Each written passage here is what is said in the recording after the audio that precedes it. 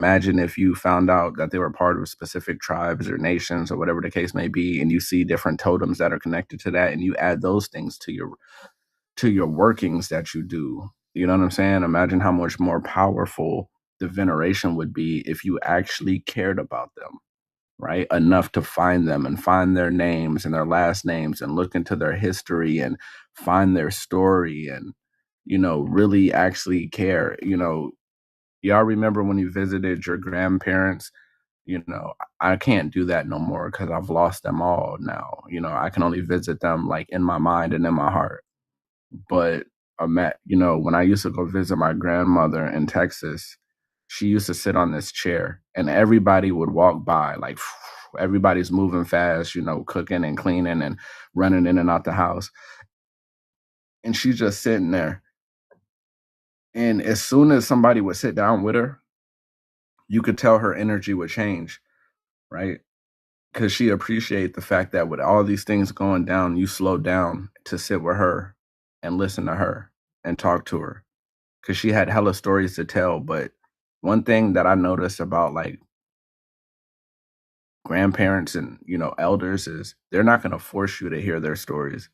They're not going to force you to slow down because they know when you're moving and grooving. It's fun. They don't want to stop you from having a good time when the family gets together. I think they respect like the fun, the children running and laughing and playing. They like to watch it. So it takes you to sit down next to them and engage in these conversations. And as soon as you do, you'll realize that they could talk to you forever. You just sit with them. They could talk to you for a lifetime, but they're not going to stop your life to hear their stories. You gotta earn that through patience. You gotta earn that through slowing down. You know what I'm saying? And respecting the pace of the elders, which is nice and smooth, nice and slow. You know what I'm saying? Take it easy. You know, uh, go to the store, get grandma a scratch off. You know what I'm saying? Get her one of them scratch off lottery joints. Sit down, let her scratch that shit and tell you about her past. Let her scratch that ticket and tell you all about her life. You know, I ain't never met my grandfathers. They both now tell me, y'all, is this strange that both my grandfathers passed away in hit and runs? Both of them. Is that crazy? I thought that shit was weird. Like both of them.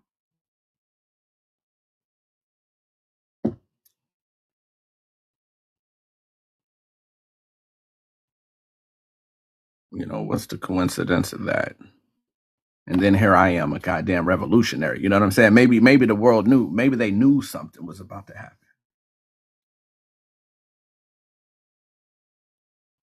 That makes sense, Andrew. That makes a lot of sense. Never knew mine. Facts. I never knew mine, but when I first seen the picture of my grandfather on my dad's side, that's when I was like, okay. I never met you, but you lived through all of us in by the looks. You know what I'm saying? I look just like my dad. My dad looks just like his dad. All my dad's brothers look the same. Then when I did my genealogy and I started finding all these other folks, I was like, oh, okay. I see what's going on here. And, I knew from that moment that my children were about to look 1000% like me. Ain't no fighting it. All right. So we've been doing our genealogy, right? Let's see if this is in the etymology. Personhood is in there.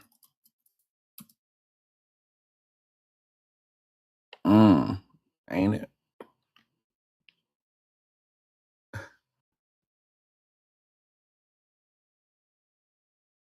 Right? You got to know who you are as an individual. You got to know who you are as an individual. You got to heal who you are as an individual. You know what I'm saying? These things are all necessary because before the collective can be healthy, individuals have to be healthy. So, personhood, right? This is what we've all been doing for the last few years on this app, right? Okay, hood, the state or condition, right? Condition, quality, and position. This is knowing everything about you, right? It goes into words like childhood, the condition of being a child, right? Literally. Y'all know how I feel about literally, right? I love that word. Literally bright, brightness, appearance, right? You gotta find your light, right? Once you get to know yourself, right? Ain't that what you start to try to do? You try to bring back that inner light. Can y'all see that good? Put a one in the comments if you can see my screen, because it looks kind of blur like fucked up on my end, but hopefully y'all can see it good enough, right?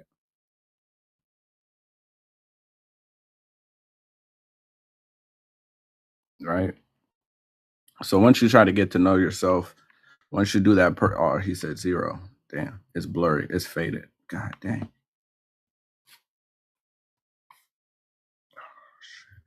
All right, hold up, y'all.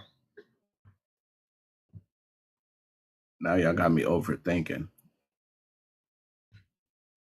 Back it up a bit. Did that make it any better?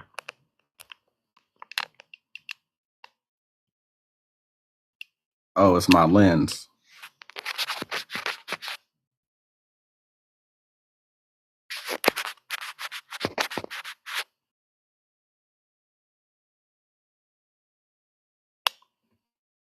Oh, there we go. It was the lens.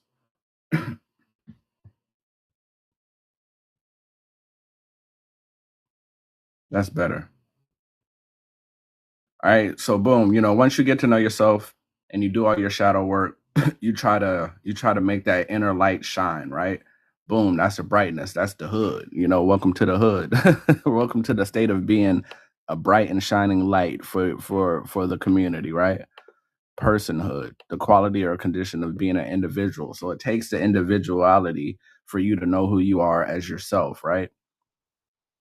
And then once you know who you are as yourself, right? This is your ego. Your ego, what's a shadow work? We're gonna get into that, Lola.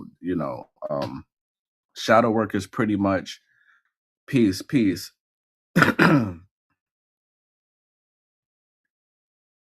Shadow work is pretty much like the inner work you do to heal yourself. You go back, a peace worthy. Shout out to Swarthy. Shadow work is the inner work you do, like to heal yourself. You deal with memories, etc., etc. Doom, doom, doom. You keep what you want. You try to discard what's unnecessary, what's holding you back, and then you come back into the world as your bright and shining self, right? Your purified form of who you are and who you were intended to be. Who you were before the world made you who you are, right? Your true self. You take the mask off, and then you show the world your true face that you've been hiding for so long, right? Because a lot of us go into the world as a persona, right? As a person, right? Human beings with persons, personas, assumed characters, right? A mask, a false face, right? But you don't want to have this false face on your whole life. Most of our false faces were because throughout life, different things happen to make us suppress who we really are. So we go into the world with a false face and a mask, right? But when you do your shadow work, you take that mask off and you stop playing in their fucking plays and you stop being a part of their theater and their drama, whatever they got going on. The world's a stage, right?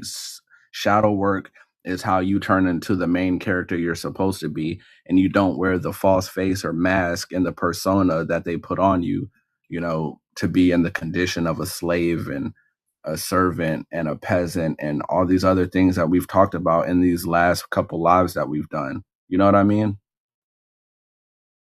You got to get out of that shit. And that's what shadow work allows you to do, right? And then after you do your shadow work, you go out into the world feeling amazing.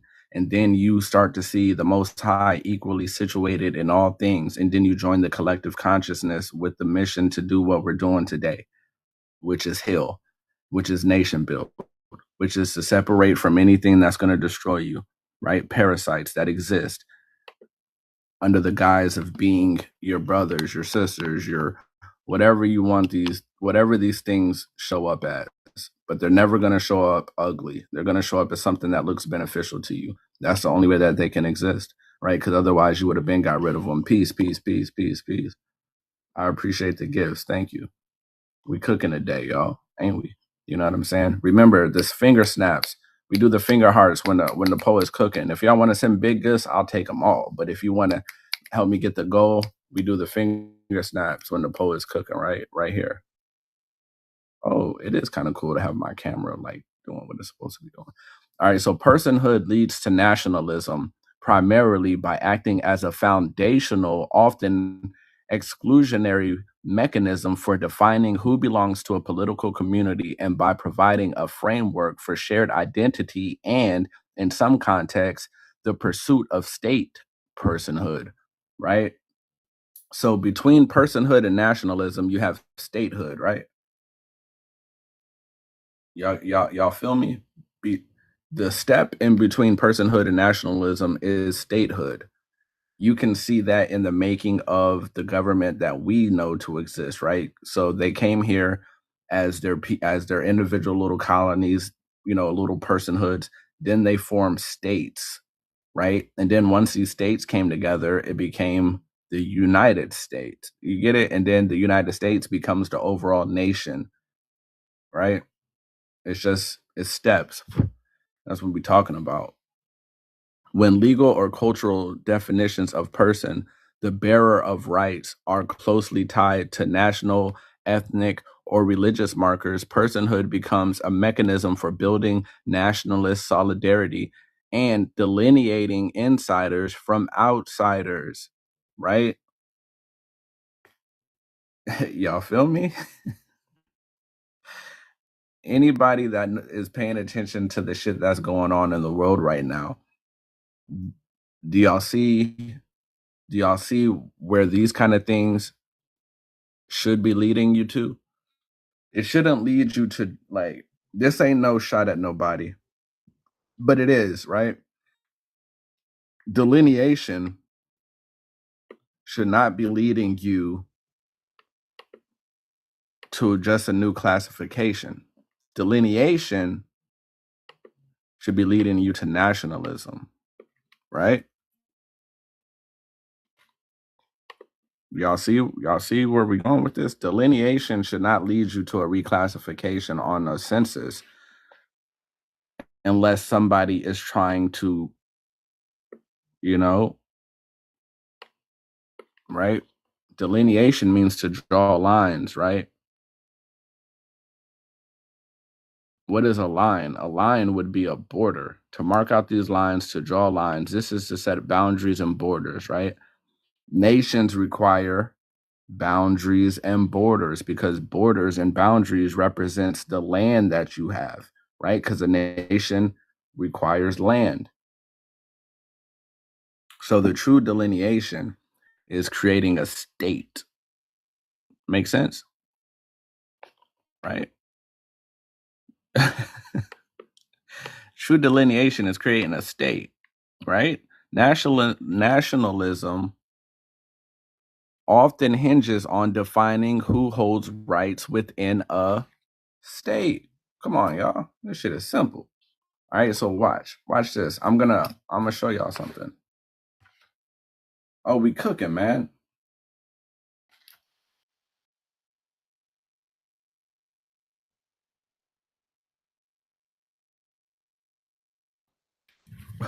We're cooking right now. Y'all do make me want to get a light. Hold on, I'm gonna get a light because I need a reading light. Hold on.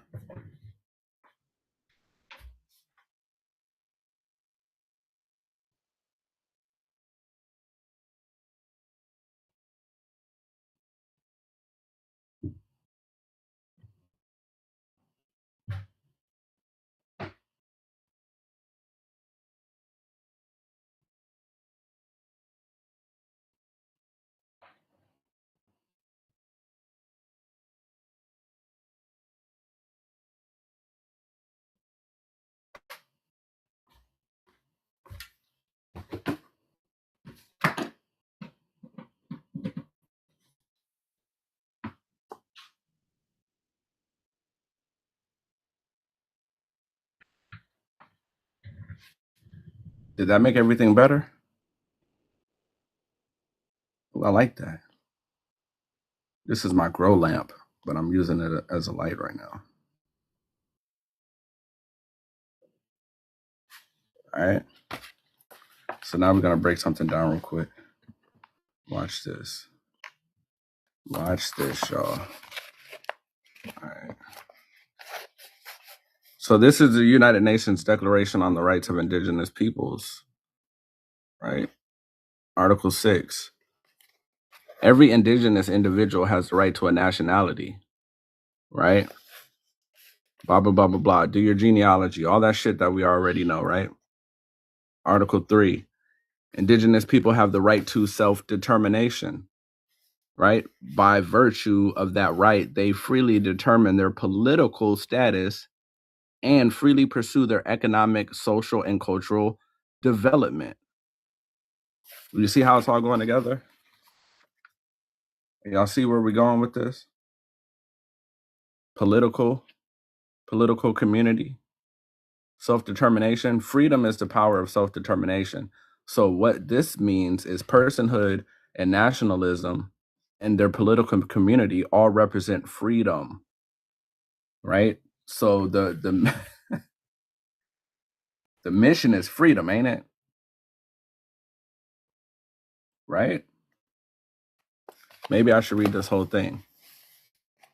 Africa and America are two continents, and when you put them together, they do not create a nationality, nor do they create a nation. Do your genealogy. Our timeline has led us through ups and downs, but overall, we will leave with a refreshed and renewed outlook on life. We now find ourselves in more recent and modern times. We find ourselves in a time where people have willfully accepted being part of a racial group instead of being original. This is happening while they are screaming to the world about their originality. When you see the word indigenous within these articles, please understand that they are speaking on original people. Peace, Biggs, how you doing? Right? Our ancestors didn't just have their names stolen from them. They also had their nations and nationalities destroyed, buried, flooded, and burned. And if the world truly happens to be a stage, then our part is to become a strong and competent nation among a world of others.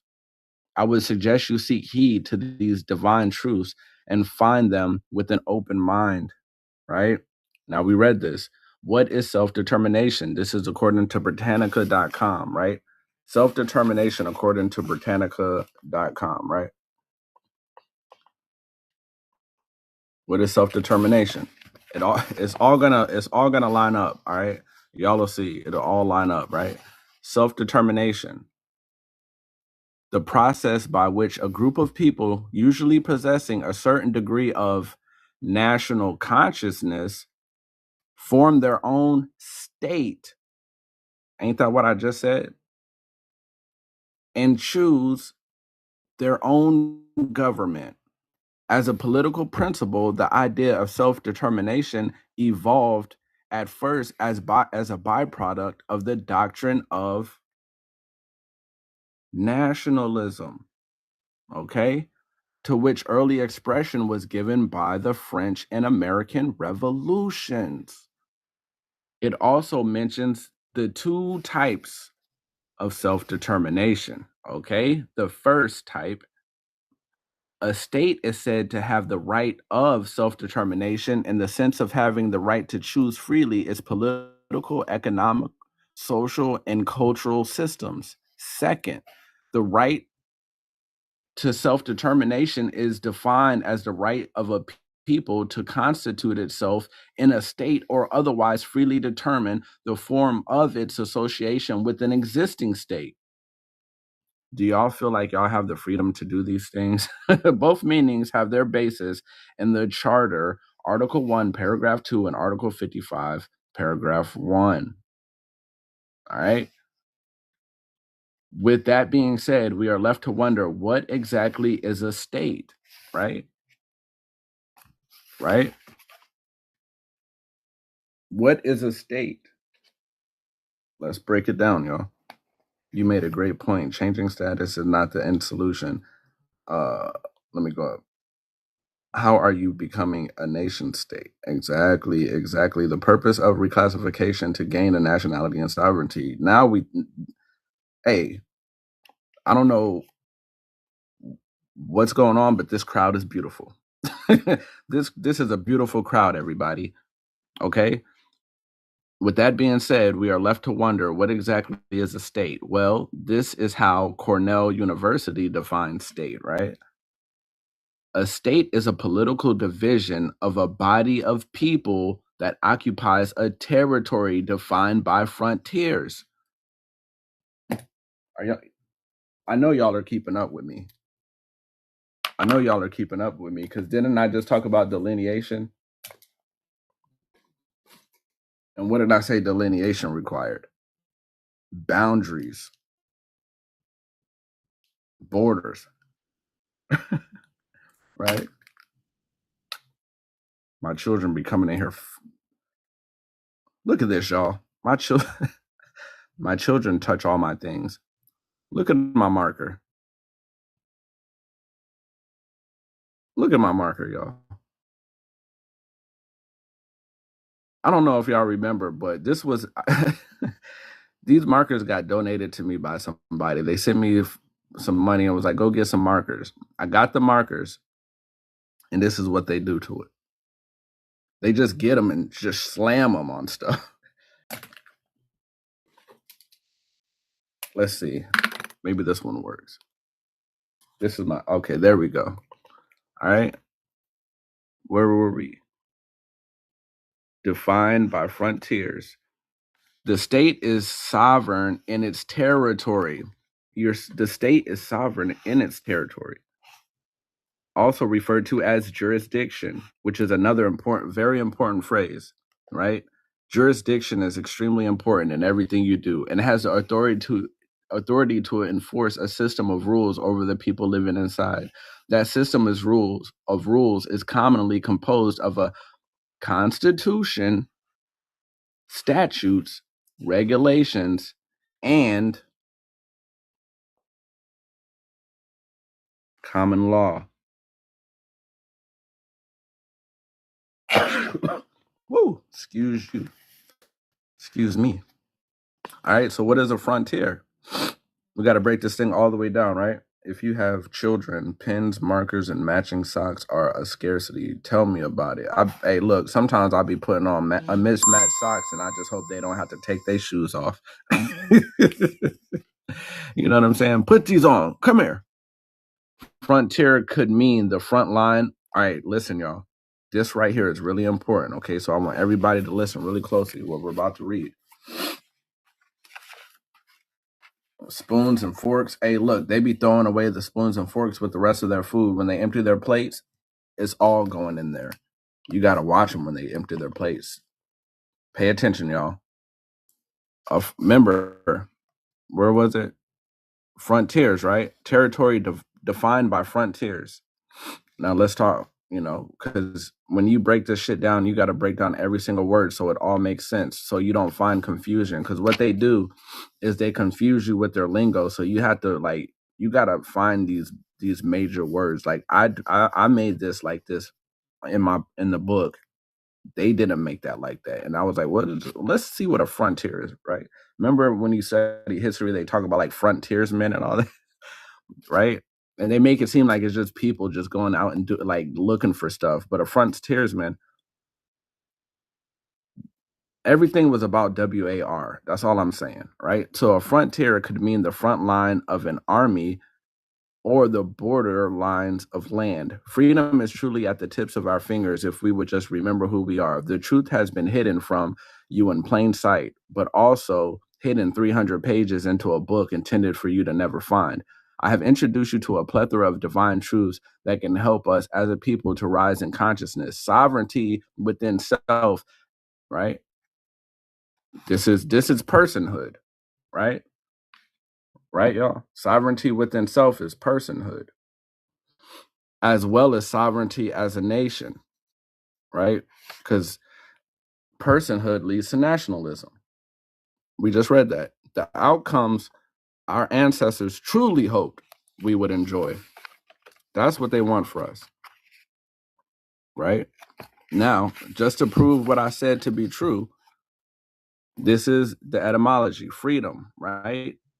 Freedom is what? Can everybody type this in the comments? Self-determination. If your hands are free, Can y'all type that in the comments? Self-determination? Because we talked about that, right?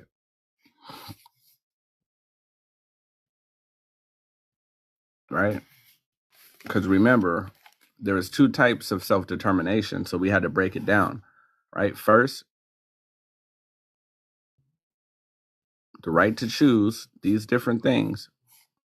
The second, is defined as the right as a people to constitute itself in a state or otherwise freely determine a form of association with an existing state, right? This is self-determination. This is freedom, right? What we're talking about right now, y'all, is freedom. This is what everybody's wants. Everybody's been hoping for. Everybody's been looking, and I ain't trying to toot my own horn, but I did try to tell y'all about this 4 years ago, what freedom was. I tried to tell y'all, right? Okay, but we're gonna keep talking about it. It's okay. I don't blame nobody, right? I'm not blaming nobody. It is what it is, right? You gotta do the groundwork and you gotta set the pace. You feel me? We gonna make it. All right. So nationalism often hinges on defining who holds rights within a state. When personhood is granted based on national identity, it becomes a powerful tool of exclusion. How do y'all feel about exclusion? Right? You gotta be able to exclude some people. That's gonna be what hurts. Exclusion hurts, right? But if you can't set yourself apart from everybody else, that's also where infiltration takes place. But if a person really loves you,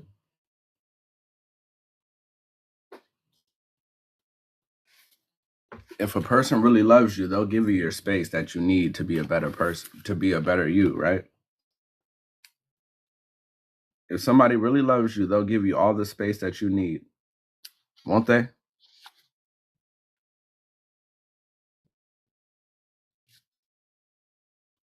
But when they don't love you, they're not going to allow you the space to do what you have to do, right? When they don't love you, you're going to come across people like this, right? Bullies, right? It used to be a term of endearment, right? But now we know it to be the worst thing you can ever find. And the reason why I think that it turned into that is because the first bully that we usually ever know is people that are close to us, right? The first bullies we ever know is the people that are close to us, and we often call them big brother, right? So when you are in the process of nation building, you have to know that big brother is watching you. All right? Big brother is watching you, right? Which originally comes from George Orwell's novel titled 1984, which is written as a cautionary tale, right? This is a cautionary tale that Big Brother is always watching. And the thing that's crazy about this is these words, though they're not the same, are very similar, to something that we've talked about many times. We always talk about it. Everybody talks about it, right? I think Sam was talking about it earlier, right? Not everybody has my books. I've covered a lot of things, right? And I'm not trying to toot my own horn or nothing, but I'm just telling you, I love to hear people talking. And I feel like we could build together. Fuck with me. I've been on this shit. You know what I'm saying? I've been talking about some stuff, right? But making it to 120 of my book, not a lot of people have got there, I guess.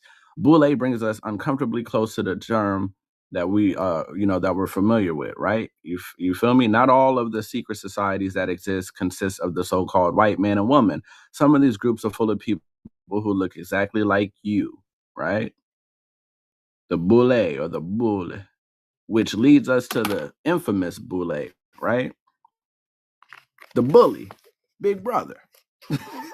Right? Big brother that's always watching you. They're the bully, right? They're the ones that are in your house fucking with you when and nobody knows, right? They do it in secret. They fuck with you and then they hide their hand, right? Ain't that what these people do? That's what they've been doing. Founded in Philadelphia, Pennsylvania in 1904, Dr. Henry McKee Minton and 5 others, the Boule or Sigma Pi Phi, right? Y'all got to remember these things, all right? Boule also means burn in Creole, right? And they burn down everything you do. What did MLK say? I think I led my people into a burning building. Well, of course you did, because you were a part of these fraternities. He was a part of the fraternities, y'all. You can't trust these people. Sigma Pi Phi was a secret organization of elite so-called African Americans. The Boule are recognized as this nation's first Black Greek organization who choose members based on their accomplishments with a commitment to being exclusive, right? Now, we were just talking about, what did we talk about? Exclusion. So we're going to be the ones with problems with exclusion, right? When it comes to exclusion, we are like, oh, I just want to love everybody. I want to be peaceful. And, that's cool. But you still should be able to form your own nation. And if people aren't a part of your nation, they should love seeing you heal, right? If you're doing your own personal healing and you're on your own personal growth journey, and you tell people that love you, hey, look, I'm gonna be in the house today. I'm really trying to work on myself. What are they gonna say? They're gonna say, all right, man, do your thing. I'll hit you up, or hit me up when you're free. Hit me up when you got some time. Or they might call you later on in the day and be like, hey man, you didn't come out with us and you're talking about like working on yourself. I just want to make sure you're good. Yeah, I'm good, man. I really just need some time to myself. I don't want no phone calls, no texts, and I'll reach out to you when I need to. What will they do? They'll respect that. And then when you come back to deal with them, you'll be a better you. And since they love you, they'll just appreciate that you're showing up now as a better version of yourself. And then y'all can operate better in the world. You know what I'm saying? Like if I got a white friend and I'm like, yo, I'm doing some all Black nation building shit, Slim, my white friends are like, well, goddamn, more power to you. You feel me? How can I help? I'm like, you can't. You can't help. The only way you can help me is by teaching your people the truth, staying out of our way. And when I come back to greet you, you know what I'm saying? You'll respect that, you'll respect the plight of my people, because we all know what it is. And you'll fuck with it. And then when we open our businesses, you'll come and you'll buy some goddamn food. You feel me? That's what you can do to help. That's love. And if you love me, you'll do those things. It's no hatred in that. Respect my personal growth, right? And I'm exactly. And I'm gonna show y'all why personal growth and national growth are the same thing, right?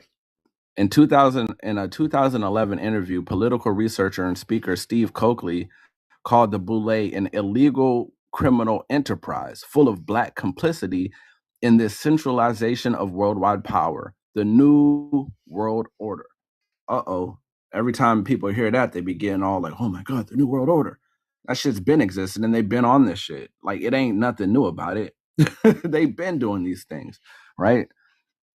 The interviewer also writes, Coakley accused the Boule of being in cahoots with white power structures to keep wealth and power limited to a very small part of the population, as well as in page 28 of its first Boule history handbook, it noted that it wanted to be like Skull and Bones at Yale. Coakley said those societies and the Boule tend to make up an aristocracy in the terms deputizing 10% of the population to assure that the 90% never catch on.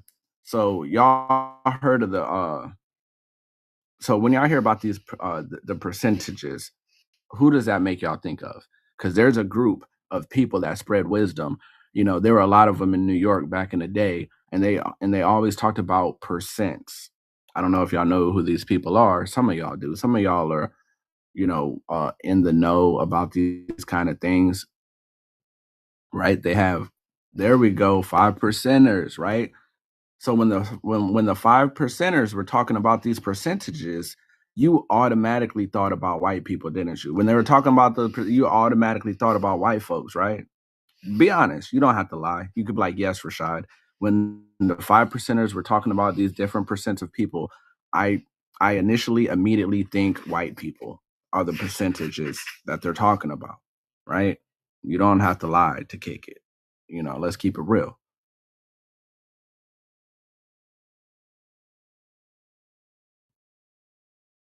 And everybody's quiet. So I know y'all sitting there like, man, let me act like I knew that they were talking about all different kind of people.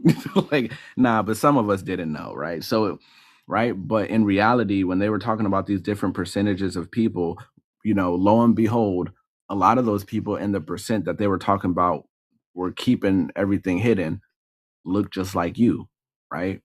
So the people at the top don't have a color. They don't have one color that's just controlling everything. It's a plethora of these people, right? Just as we coexist as all different kind of people down here in the regular world, struggling day and night, there's people that look the same as every one of us in this life that are up there controlling us. You think they could do it if it was just one color? No, because then how would they send spies into your neighborhood? You don't think that there's white people that want to be free, that have these things going on somewhere in a righteous way, that get infiltrated? You don't think there's Asians that want to be free, that get infiltrated? You don't think there's Africans that want to be free in some sense and get infiltrated? All these different European, Asian, African American people. You don't think there's Mexicans right now, Viva la Raza, getting infiltrated? So the only way that could be possible is if the people at the top consist of every nation of people.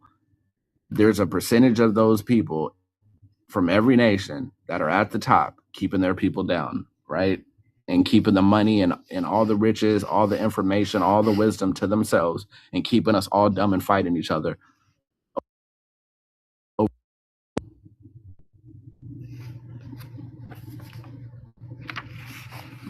Make sense?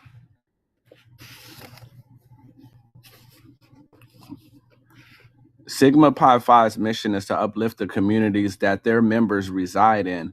But the thing about this concept is that their members do not live in our communities. Their members consist of the elite who live among the oppressors, who are definitely not part of the 90%. W.E.B. Du Bois and Martin Luther King Jr. are two prominent figures who are also members of the. What?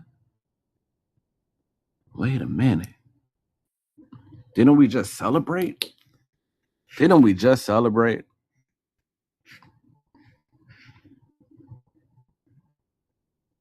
We just celebrated that shit. I know we did. Everybody was like, yeah, man, let's barbecue. Let's burn some shit. Let's burn some chicken. Right? Dr. Martin Luther King Jr. was quoted saying, I fear I am integrating my people into a burning house. Where else would a secret society member integrate people who aren't part of their percentage? Some will stress the notion that he later in life had a life change or had a full change of heart. And that is truly why he was assassinated. I tend to agree with this. So I'll never shit on him completely because remember, he was young. I agree that he changed his heart. So don't clip my live and be like, Rashaud Pope was over there shitting on Dr. K. No, I said that I agree he changed his heart. He was young. I just talked about that in the beginning when I was talking about Tupac, and I was saying, man, it's crazy how young all these people were, and they make similar mistakes as all of us, right? So that means that there possibly was a time where Dr. Martin Luther King Jr. was like, yo, I'm doing the right thing, got infiltrated, or maybe he was a plant the whole time, but who knows? But I do know he was young, and mistakes can be made, and the fact that he changed his mind at the end, you got to respect that to a certain extent. Right? It was believed by Steve Coakley that W.E.B. Du Bois helped to sabotage Black leaders and their movements. Right? You know what I'm saying? Big Brother's always watching, y'all. That's all I just don't stay stuck on his "I have a dream" speech. Yeah, you gotta check all this shit out. You can't just stay stuck on one thing. And then you gotta remember, if they're creating a narrative, they're only gonna show you what they think you need to see. Right? They're only going to show you what they think you need to see if they're setting a narrative. So, to show the proper respect, you got to look into everything. The same way I talked about, you can't honor your ancestors if you don't know them. I mean, you can, but the honoring means a lot more when you know who they are, right? The same thing goes with these people that they've given us. You got to do all your research and see what's really going on. All right. Remember, exclusion. They talked about exclusion. So these people are willing to exclude themselves and create exclusion and keep us in where we are.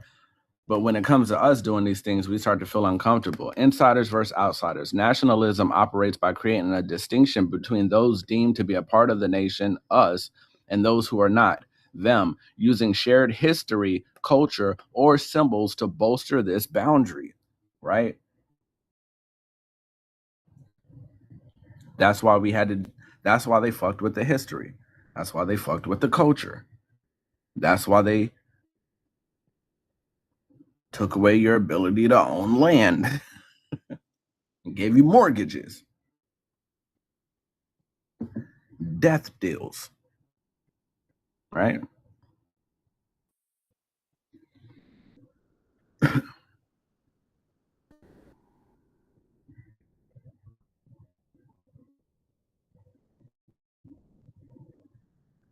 Recent shifts, particularly in the United States, show how by redefining who qualifies as a person, ain't everybody a person? See, that's the shit, man. That's the shit. This is how you know people are lying.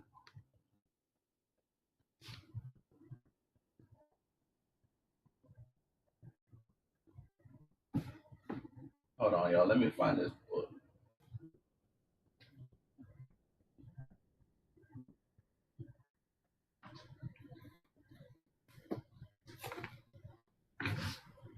I guess we ain't all people now, right? We ain't all people. Somebody's been lying. We're about to get to the bottom of it.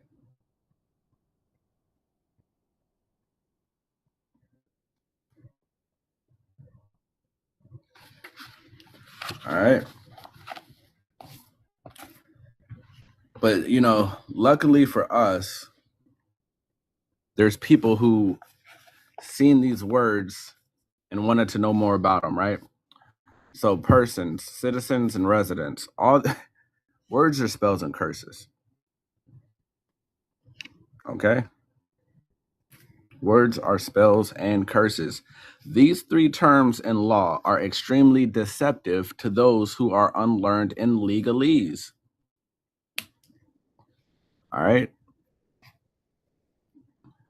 What can't be overstated is that terms in law are not the same as they are in layman's terms. Wait a minute, Rashaud. What do you mean by that? Where's Samuel? Because we talked about this. Where's Samuel? Because I was on his live. Wait, where's Aquarian? Aquarian, you in here? I know Aquarian's in here. She be working though at night, so she might not be in here.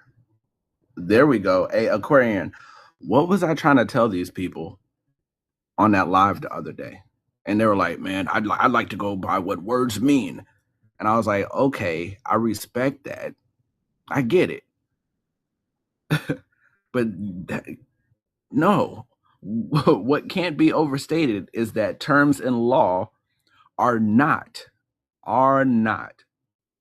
He said he was like, man, I'm gonna come by your live one day and see what you be talking about. He should be here right now, but he's not. And law are not the same as they are in layman's terms. A single word can be a deciding factor in contracts. So the specificity of words and phrases in law must be undoubtedly understood. Undoubtedly understood. People be fucking around playing with words thinking, oh, it doesn't matter. That's why I told y'all, if you ever dealing with somebody that says it's not that serious, that's your enemy. Anytime you try to tell somebody the depths of these things and they say, oh, it ain't that serious, I promise you that is your enemy. That is Big Brother that's always watching, fucking with you, right? trying to make things seem less than they are. Everybody go follow 100K. I hope he's still in here. He be coming in and going out because he's a busy man. But if y'all want to get to some deep, 100K, man, just say something in the comments if you're still here. Everybody go follow 100K.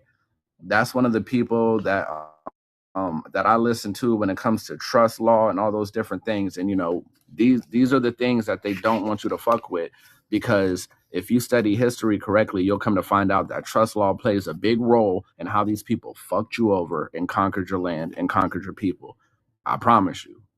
I've found how they all coincide with each other.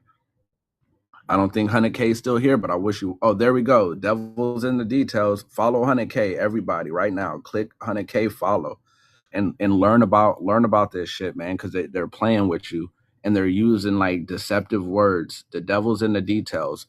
But if the devil's in the details, so is God, because the devil is God's hangman. The only way you'll find God in the details is if you know what the fuck you talking. Excuse me, God. Hey, look, that's the devil trying to stop me. If you know what you're talking about, what book are you reading from? This is Land of the Free, Home of the Slave. I don't know if anybody knows who Moorish Lighthouse is, but this is Moorish Lighthouse book, Jalil Bey. But his name on TikTok, I don't know if he's even still on TikTok, because niggas don't like to listen. So sometimes people just be leaving TikTok and be like, fuck it, But Moorish Lighthouse, all right? It's his book. Yeah, Moorish Lighthouse, you know? He was live earlier. Okay, cool. A single word can be a deciding factor in contracts. So the specificity of words and phrases in law must be undoubtedly understood. After all, words determine jurisdiction, right? Because jurisdiction means the right choice of words, right? So if words are spells and curses and jurisdiction means the right choice of words, then that means whoever knows their words better is casting the better spells. You know what I'm saying? And gonna get this shit in their favor. It is what it is. You got to challenge the jurisdiction. You know what I'm saying? These people shouldn't have no jurisdiction. There shouldn't even be a question, right? But how do you make sure there is no question about jurisdiction? Right? The only reason these things are up for debate is because you acquiesce to all kind of foolishness. You call yourself black, you call yourself a citizen, you call yourself, you subconsciously call yourself a ward, you call yourself a resident, you say you live in a residence, whatever the case may be, man. It's all crazy. Right? So in order to grasp the proper concept and meanings of these words, a proper grounding in legal definitions from reputable law dictionaries is essential, right? A person, right? Because what were we talking about? Where we say, oh yeah. Recent shifts, particularly in the United States, show how by redefining who qualifies as a person, movements can how do you redefine who qualifies as a person? But then they try to tell you we're all people. We're all right? Shouldn't that just be simple? Shouldn't it be simple who qualifies as a person? I don't know. I just feel like that should be like real simple, black and white. Simple as sin, right? Person, a man considered according to the rank. Hey, y'all, were y'all in my live like a couple of days ago when I was talking about like a husband? Hold on. Is it all right if we take our time? Y'all gotta let me know. Is it all right if we take our time? All right. I need to talk about rank real quick. My fault, y'all. I got all these etymology joints open because every time I see a word, I look up a word. So I'll be having hella etymology tabs. I'll be having books, YouTube, so I can play music for y'all, etymology, Bible, all kind of different shit, ancestry, etymology again, etymology. So a husband is a what? Where was that? Let's see.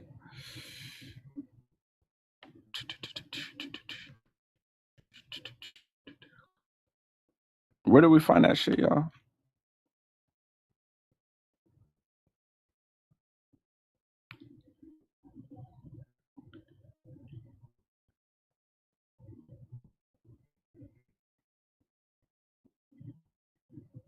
Didn't it say, wait, hold on. Maybe I'm blind. I had it screenshotted, right?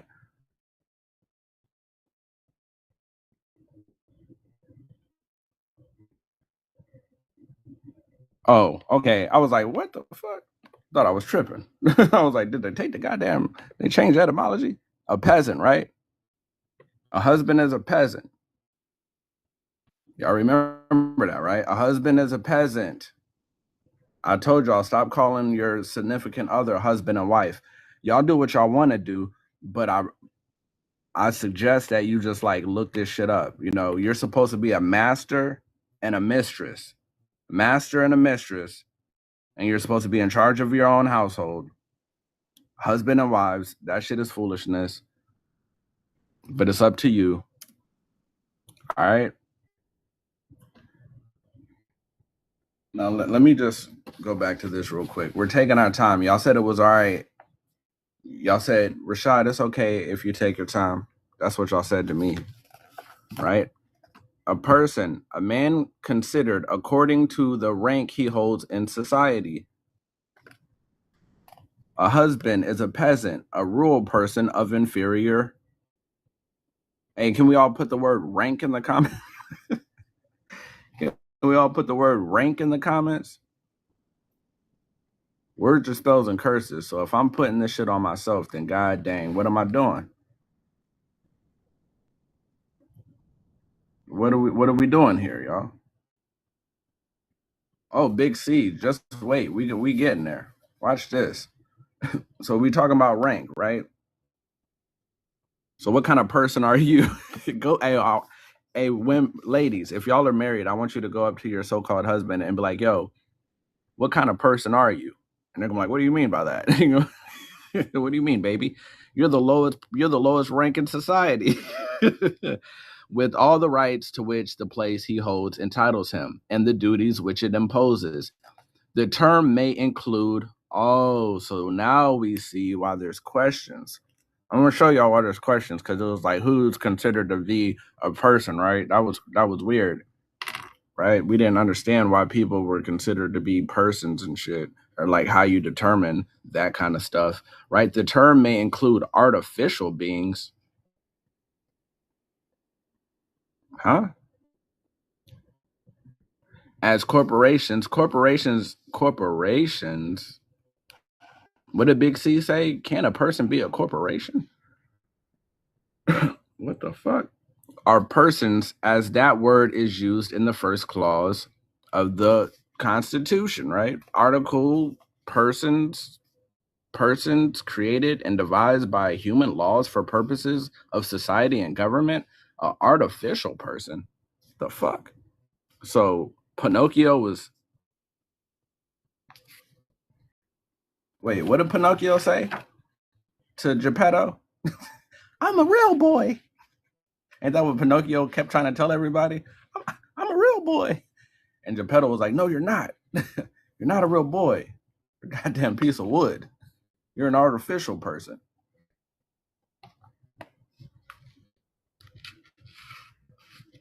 Uh-huh. I am God Frequency said, my divine counterpart is gonna be like, what word did Rashaud teach you today? You ain't just coming up here talking to me about words and shit. Pinocchio was trying to tell everybody he was a real boy, right? But maybe he was an artificial person, right? Distinguished from natural persons. So you got artificial, you got natural persons, right? Now, it makes you wonder what kind of person you are, right? Citizen, an American law, one who, under the Constitution and laws of the United States or of a particular state, is a member of the political community, owing allegiance and being entitled to the enjoyment of full civil rights. Civil rights are given to you as opposed to like your God-given rights. Y'all know that, right? Right? Political community, state, right? Y'all been here all this time, right? You see how it's all lining up?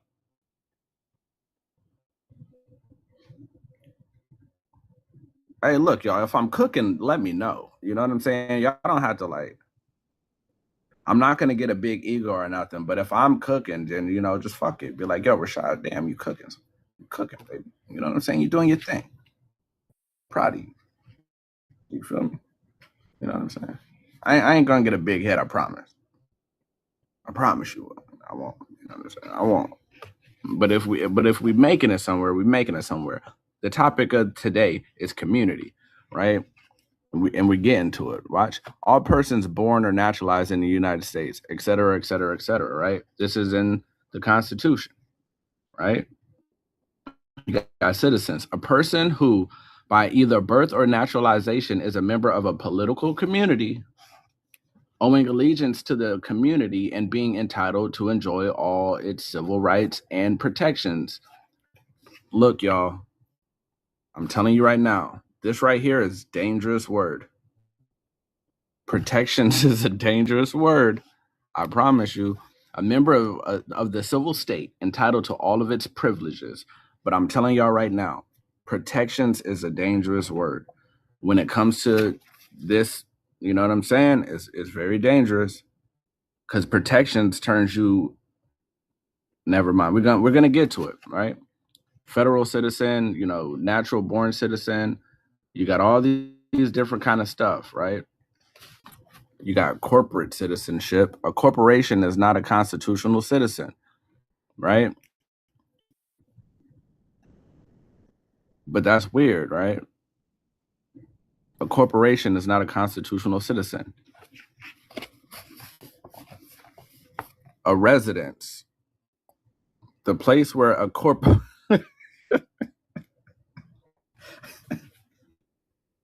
Come on, man. This is too easy. Fucking with y'all, man. I promise you, they're playing with you, right?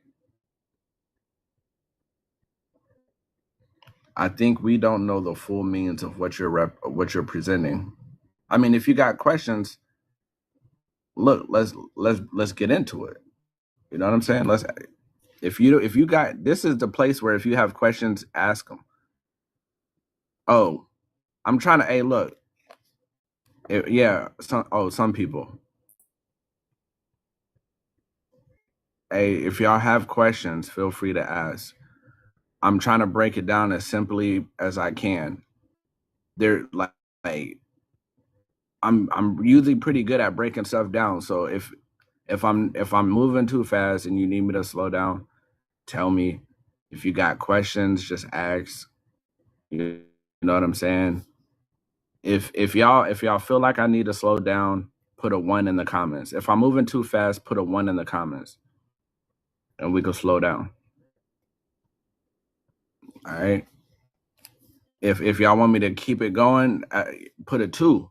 Put a two if it's like, yo, keep it going, Rashad. We good. Put a two. And also, if you don't like asking questions out loud, you can inbox me. You know what I'm saying? If you don't like ask questions out loud, you can inbox me, right? But a closed mouth don't get fed. And if I'm cooking, I'm making plates right now. So if you want to eat, then say something. A corporation is not a constitutional citizen, right? A corporation. Keep this in mind, y'all. A corporation, right?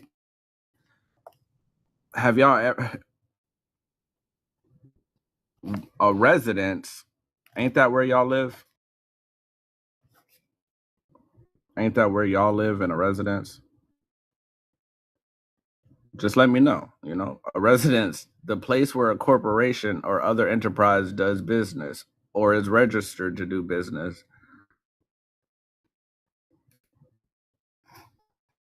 I wonder why injustices happen and we be fighting for like justice to take place and it don't be happening.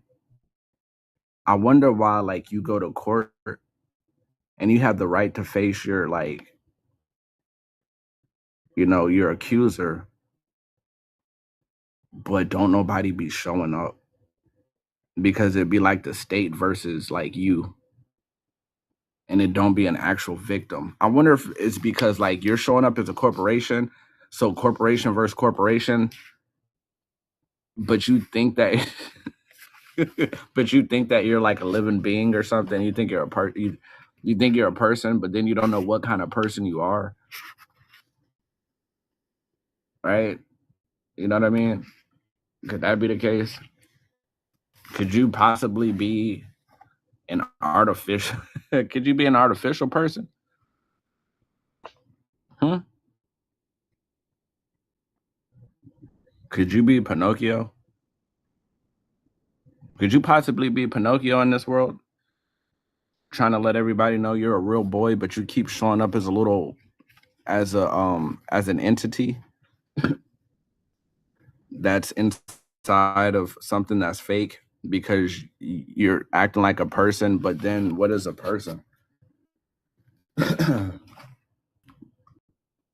y'all told me to take my time, so I'm gonna take my time.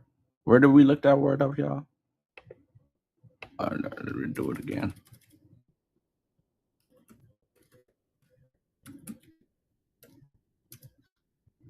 Right? Because you think you're a person or whatever, but you keep showing up as what? With a mask and a false face, right? So if you're showing up with a mask and you're showing up with a false face, and I know sometimes white people like to be like, yeah, you know what I'm saying? But white people, you're doing it too, right?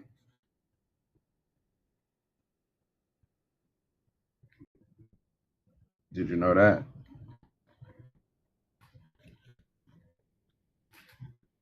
Let's see. Hold on, y'all. When it gets quiet, it's because I'm looking through a book.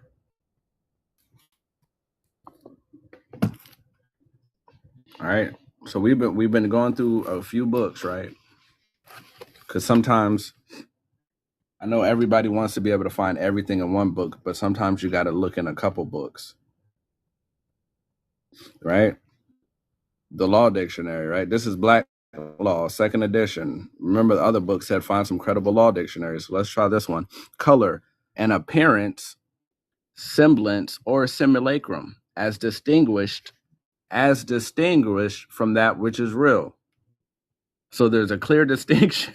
There's a clear distinction between you colored folk and that which is real, a prima facie or apparent right. Hence, a deceptive appearance, a plausible, assumed exterior, concealing a lack of reality, a disguise or a pretext, right? A disguise. All right, Pinocchio, right?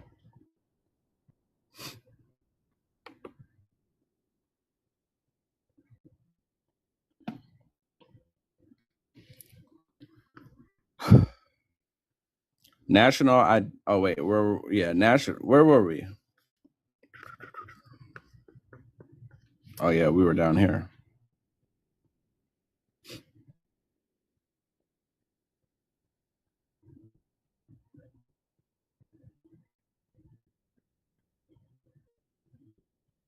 Yeah, I don't care about none of that. This shit is weird. Christian nationalism. This movement often fuses religious views on personhood, the unborn child, with the national identity, creating a white Christian nationalism. God damn, that links the protection of life to the protection of the state. Yeah, that's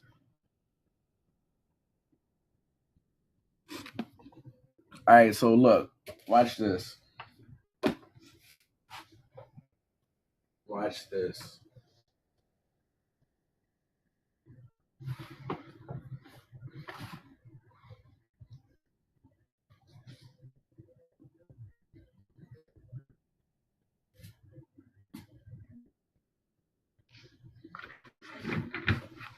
Tap the screen, y'all. I'm just grabbing books. When I get quiet, it's just because I'm grabbing some books and stuff, right?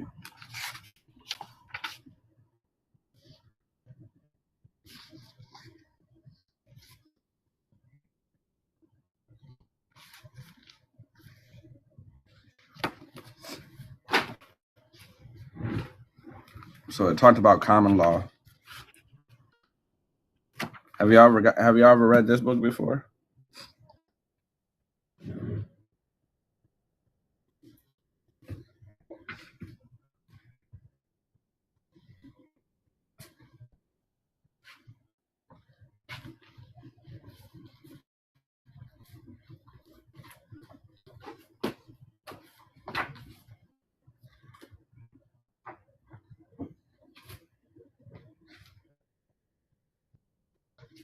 Where'd my Constitution go?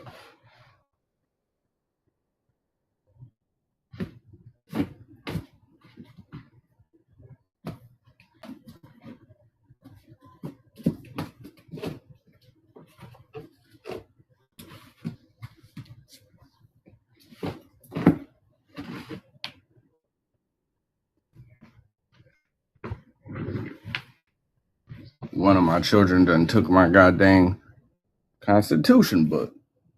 I don't know what it is about that book that they love. Do y'all remember the other day when I pulled out my Constitution book and it had stickers and shit all over it? Y'all remember? I think there's something about freedom that they might like, maybe.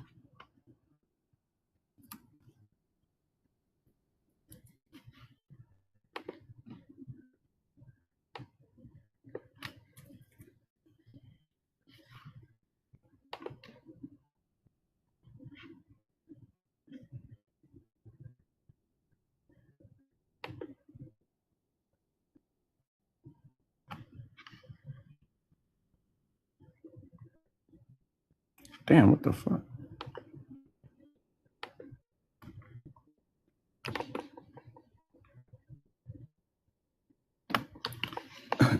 Yeah, they done took my Constitution again. Can't trust them with anything. You know what I'm saying? Let me see. They got hiding spots. I be knowing where to look for stuff.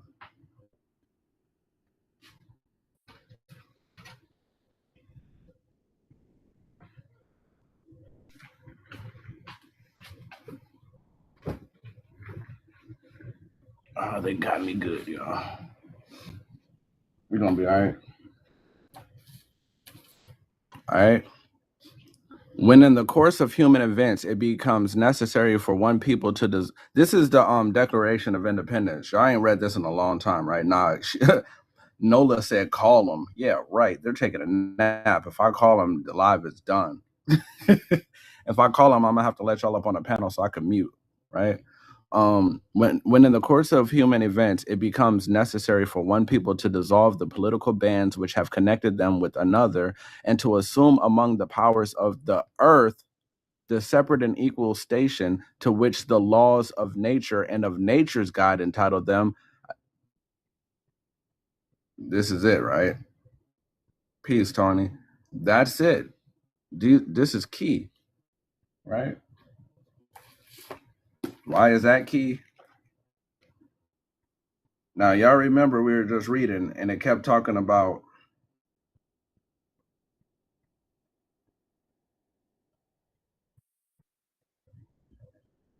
Y'all remember when we were reading and it kept talking about civil rights? Y'all remember we were reading the other thing and it was talking about persons and citizens and civil rights, right? Y'all remember that?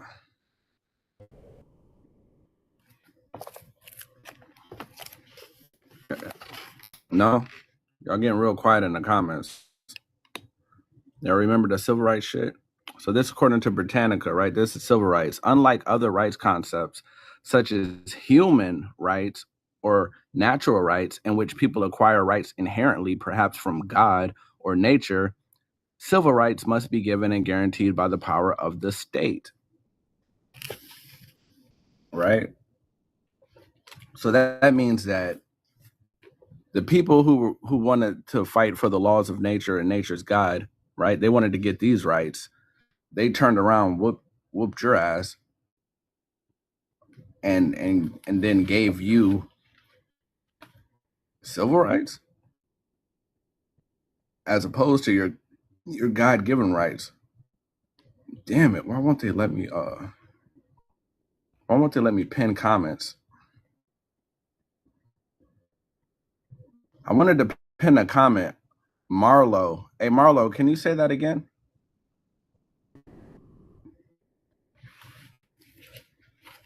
Everybody, Marlo, can you put that in there one more time?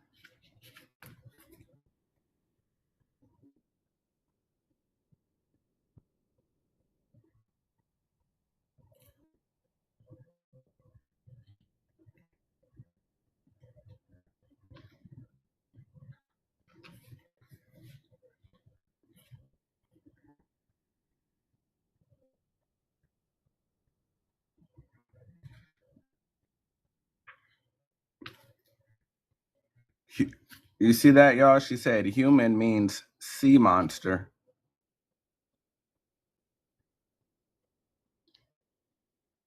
Y'all seen that? Now, give me a second. Because we got to be careful, y'all.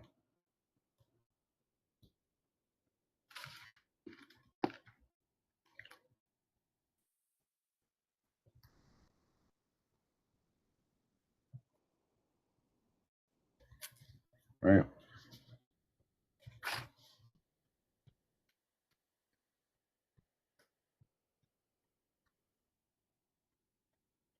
Give me a second.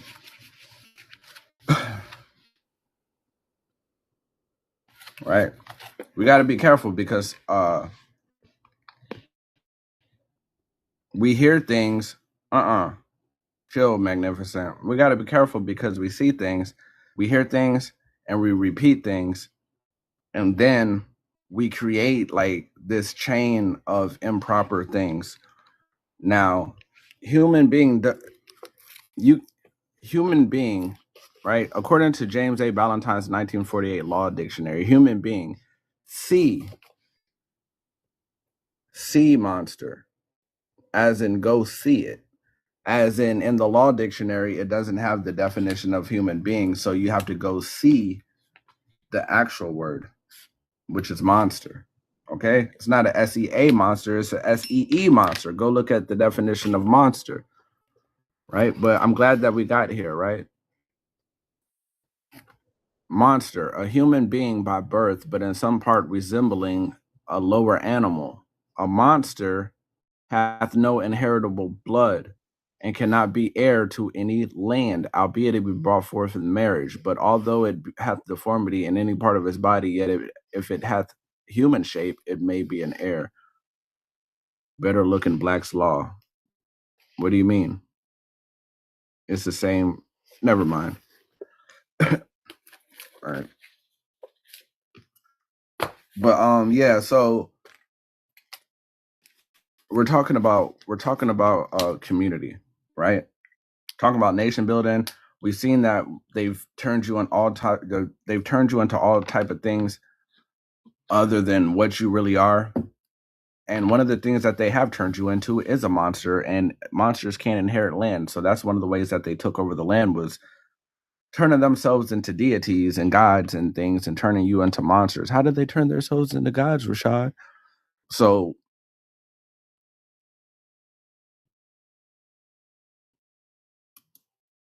when a president or a governor or anything, oh shit, my fault, they run for office, they tell you to vote.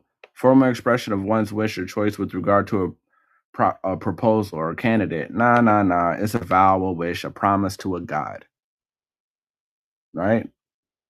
When you got a problem with your government, you petition them, right? Let's go petition the government. What is a petition?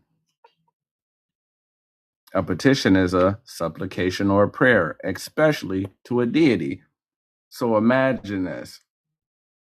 Let me see if I can find it, right? Because there was a time in history where they said that y'all were gods, right? Y'all ever heard that before? That you were a god?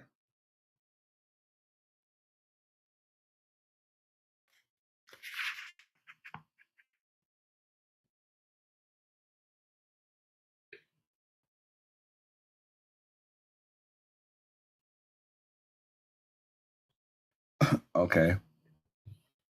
So you are gods and you're all children of the Most High, right? Now, watch this. Watch this, y'all. I can only attempt to show that I ought to have more indulgence than you, because my theme is more difficult. And I shall argue that to seem to speak well of the gods to men is far easier than to speak well of men to men. For the experience and utter ignorance of his hearers about any subject is a great assistance to him who has to speak of it. And we know, let me bring that up to you. And we know how ignorant we are concerning the gods.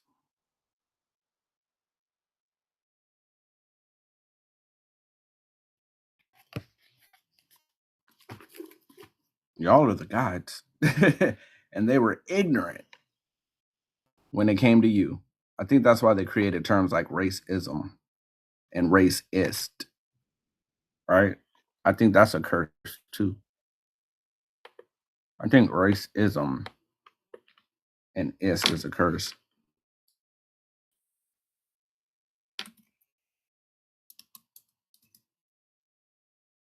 Let's see. See how I could look it up. Oh, Victoria's Secret. No, that's not what I wanted.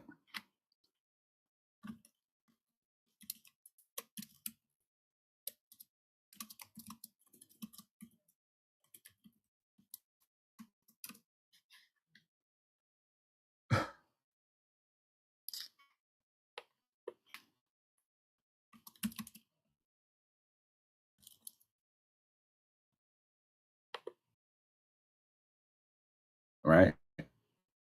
The suffix ism forms nouns meaning doctrine, theory, system, practice, or condition, right?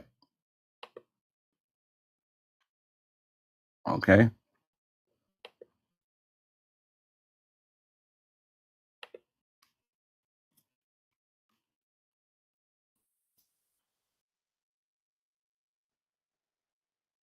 Now, ist, right? The suffix ist is used to form nouns that describe a person who practices a specific profession, holds particular beliefs, or has specific consistent behavior, right? It often denotes expertise, an artistic role, or an ideological stance, frequently corresponding to nouns ending in isms or verbs ending in "is." Examples are artist, dentist, socialist, optimist, racist. Uh-oh. So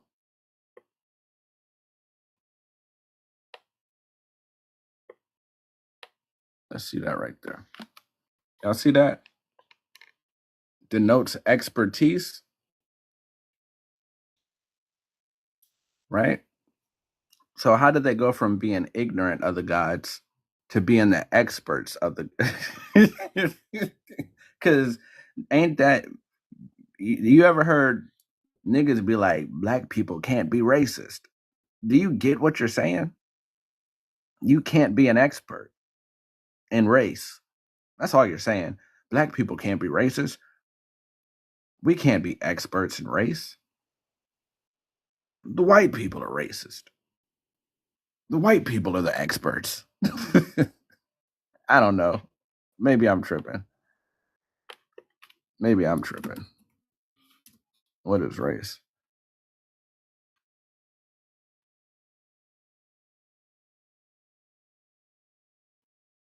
Race is people descended from a common ancestor, class of persons allied by common ancestry, uh, family, lineage, and all these different things, right?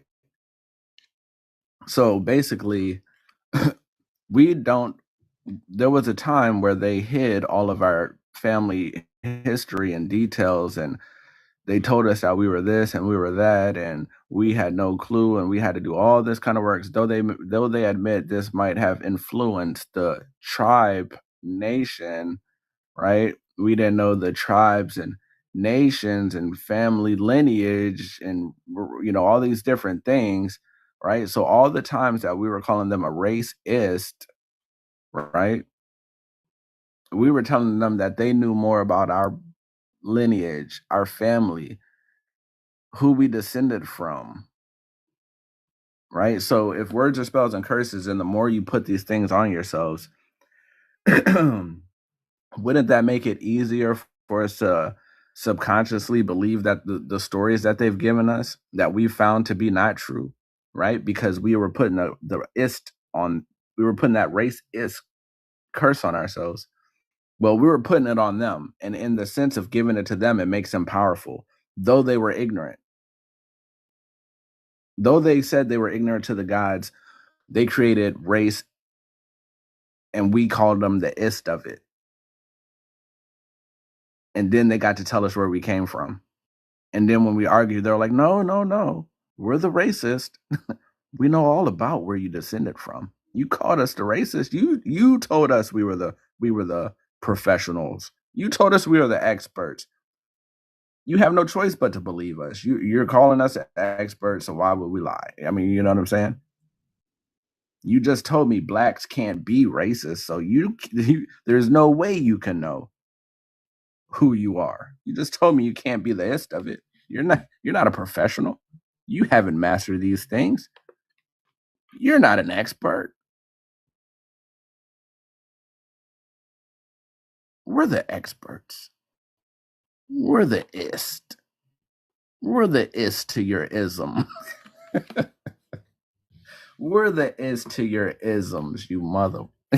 now take your ass back to Africa. Take your black asses back to Africa, because we're the ist to your isms, and you don't know what the hell you're talking about, right? And then we started doing and so I guess it makes a lot of sense why the more and more you do your genealogy and the more and more you get to know yourself, what is one of the first things that you try to say? Yo, race is a construct that doesn't benefit anybody, right? So you immediately try to get that race shit out of there, right? That's one of the first things you try to do. You try to get that race shit out off the table. Nah, nah, nah, nah. We don't want to talk about no races. We want to talk about nations. We're a nation. Then we get to this nationalism shit that we've been talking about, right? I digress, yo. I digress. If you want to join the panel, feel free. It's an open panel. We're talking about community, right?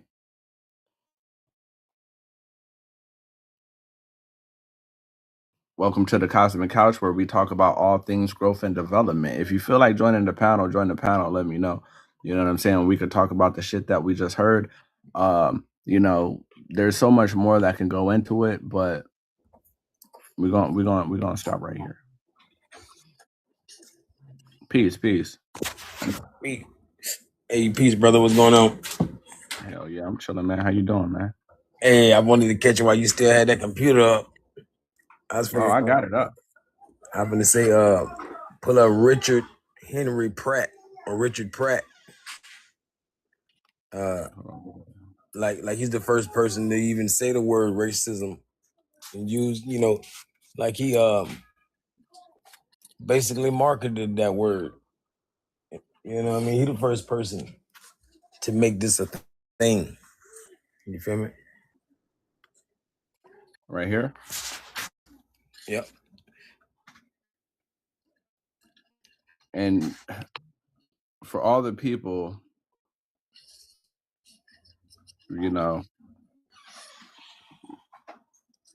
kill the Indian in him and save the man. Right? Yeah, people be wondering, how they got into the position that they're in. I feel like this was a good, this live was fire. I ain't gonna hold it, you know what I'm saying? Like, hey man, like god dang, I'm proud of this live. I'm proud of the people that were in here. Everybody was showing love, everybody was tapping the screen. We almost made it to 100K.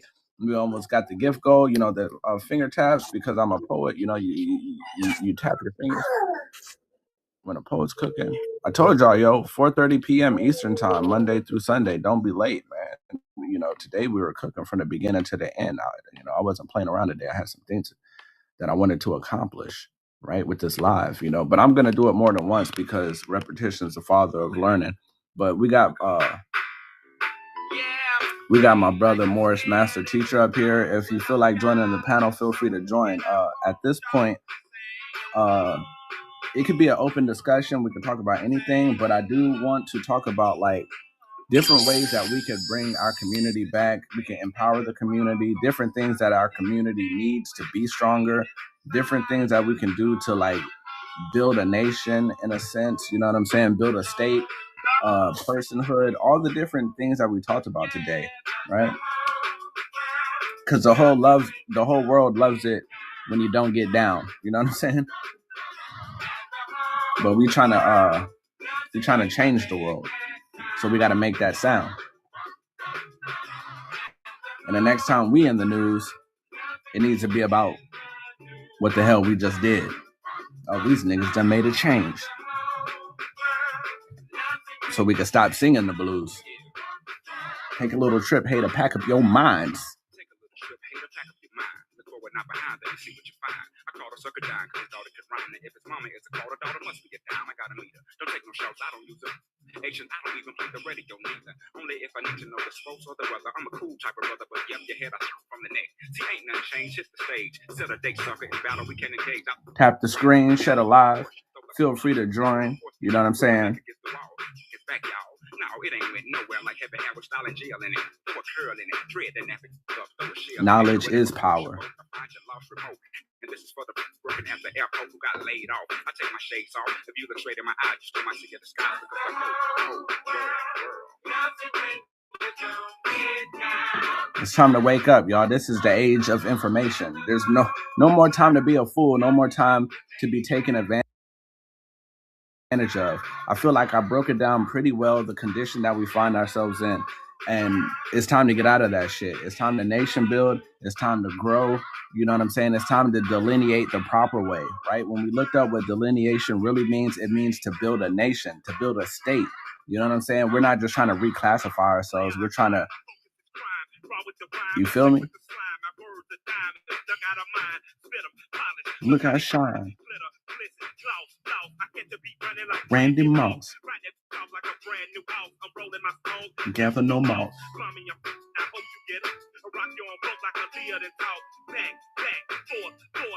I don't want to be reclassified again. Remember, freedom is the power of self-determination. So if you ain't determining yourself to be something like a nation, you ain't doing a goddamn thing. You know one thing about reading the Bible, right? At first, I'm a lover of people, right? Indeed. And then when I was reading it, it always tells you not to mingle your seeds with other nations, right? So then when I kept reading on, it basically said, especially like for men to go for, take a woman from a different nation, because the mother is like their first teacher, and they get to raise the children and the way that they were brought up, right? So that means that your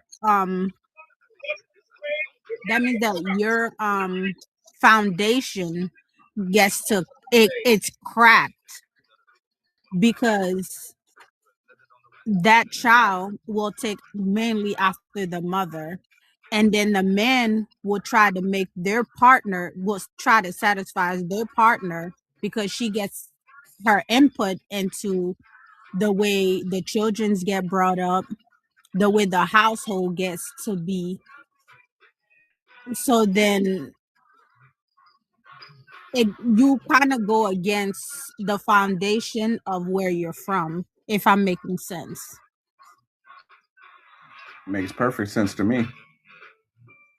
100%. Have you ever heard of epigenetics? No. So epigenetics is a step part in your genetic makeup, right? But the thing about epigenetics is it doesn't just happen after birth. You know, it happens before. So pretty much everything that you're doing now, everything I'm doing now, everything I've done all my life, we come together, create a child. All those things will play a role into, that child, right? You know what I'm saying? So if I have certain beliefs and certain all these kind of things, and then I get with a stranger, you know what I'm saying? Which means like a foreigner. If I get with a stranger or a foreigner, somebody that's foreign to my beliefs, foreign to all my things that I got going on, it's gonna impact this child. So the child will be born with these different things, regardless of what we do. It'll be a piece of them. See, it boiled down to like let's say even if y'all two Americans, right, come together and make a child, and y'all go to a faraway land, somewhere we've never been before. The lack of nutrients or you know like the different diet is gonna shape you also. It's gonna shape your seeds and your generations. You feel me? Like they might never get what they truly need. You know what I mean? Nutrition wise, depending on where they stay. So the epigenetics will come out that way also. It'll form you. It's like living in the snow 24/7. Now you don't have no more vegetables and no more this, and now you just living off meat or something, and cow's milk, so to speak, whatever. Yeah, all of that would eventually affect your whole seed, your whole bloodline.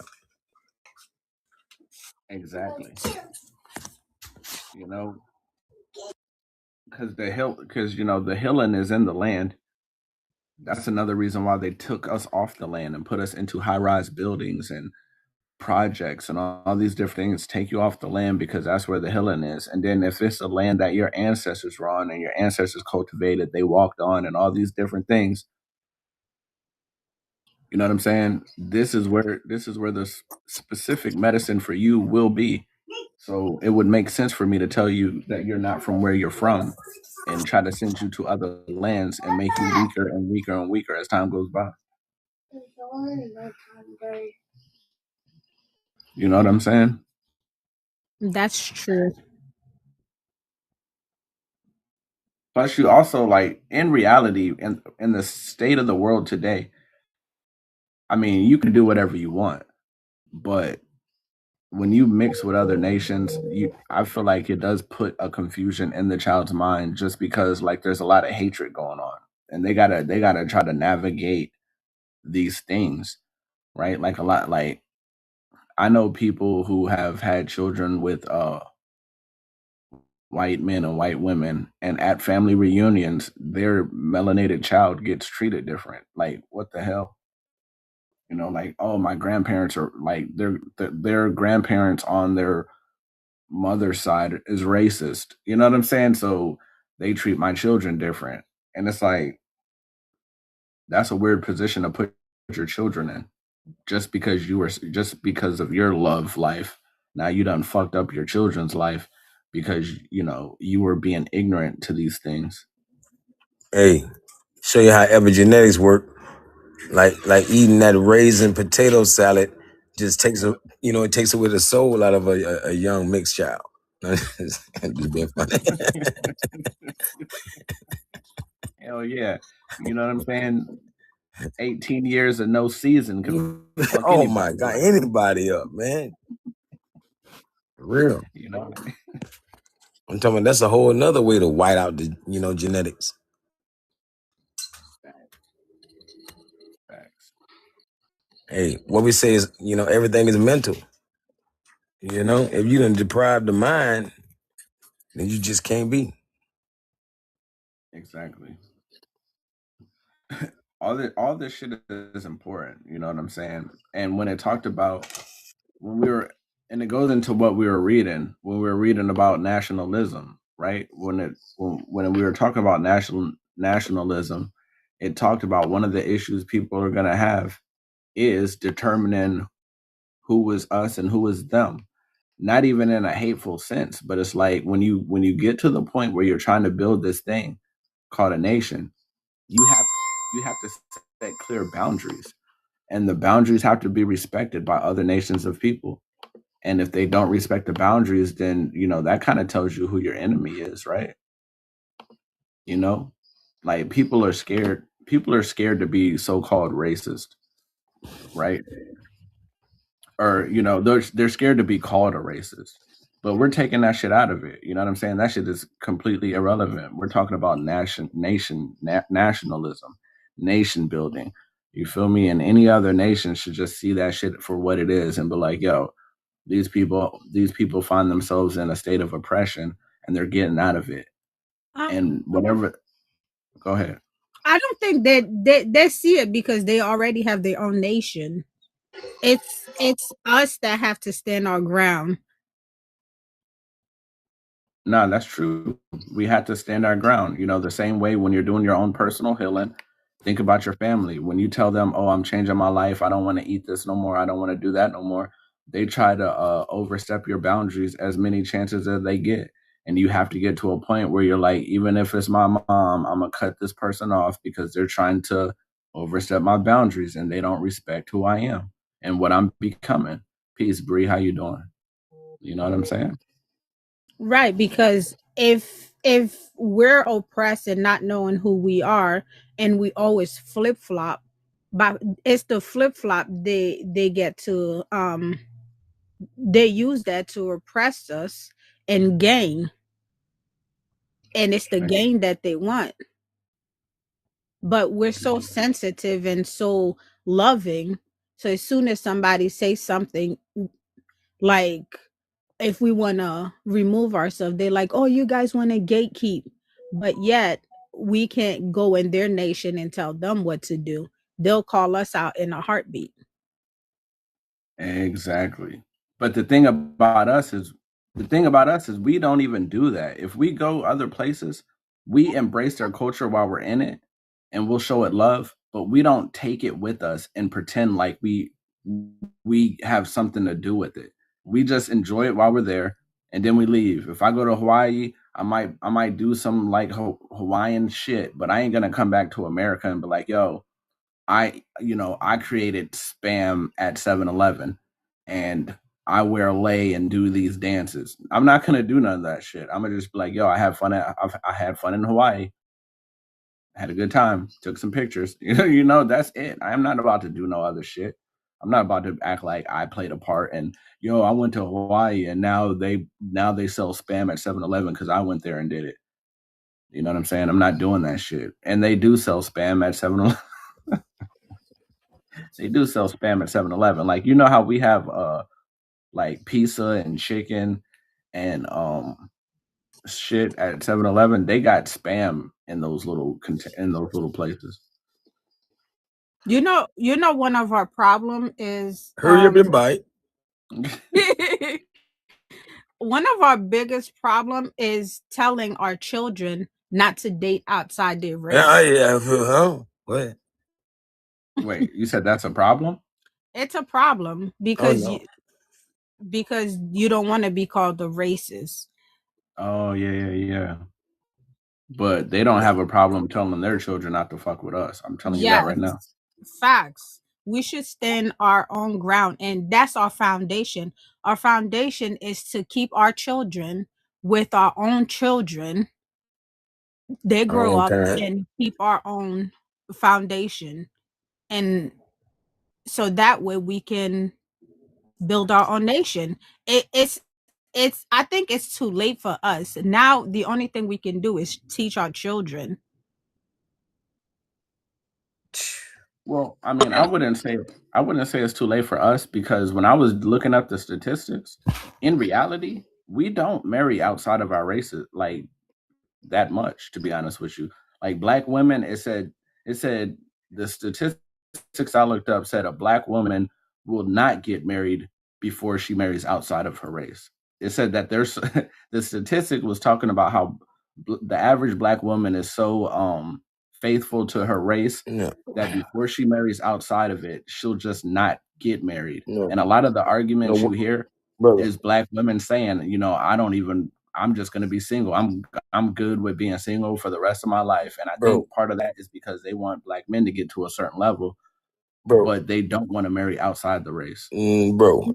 The thing is, women don't get on on one knee. They don't propose. That's why. I'd rather count sin. But I agree with that. I'm saying for our children, because nowadays everything seems so inclusive, like so loving, like Oh yeah, it's it all is about like an all love. inclusive. That's what I'm trying to say. For our children, we have to teach them. But more master teacher, please You know it's true though. Like, come get on out now. of here. Ain't I'd no rather black count woman begging sin to get married. No black woman is gonna beg you to marry her. because we're not supposed to. He that findeth the wife. I mean, that's the Well, man's job, right? you're Is it the man's job to beg or plead or ask for her hand? Her I mean, hand. I used to do it back in the days. I Every know song used was to about anybody who begging. been married. That's what it was. Anybody who got married. But why is it an aspect of begging or pleading though? Oh, You No, don't I want to said marry her? no. I showed you all the levels. I say, or even asking her hand in marriage. You didn't hear that? I didn't. Apologies. Yeah, I'm just saying that a man to go to all those levels. I'm sure some men went beyond just asking one time. shit, But I women ain't don't gonna even do it believe once. into.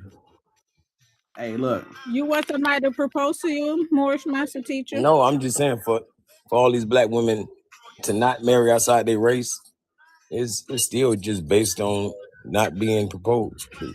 They already lost. You can't spend your energy waiting on them or talk about them. They lost, brother. You got a whole slew of black indigenous well woke women that know better.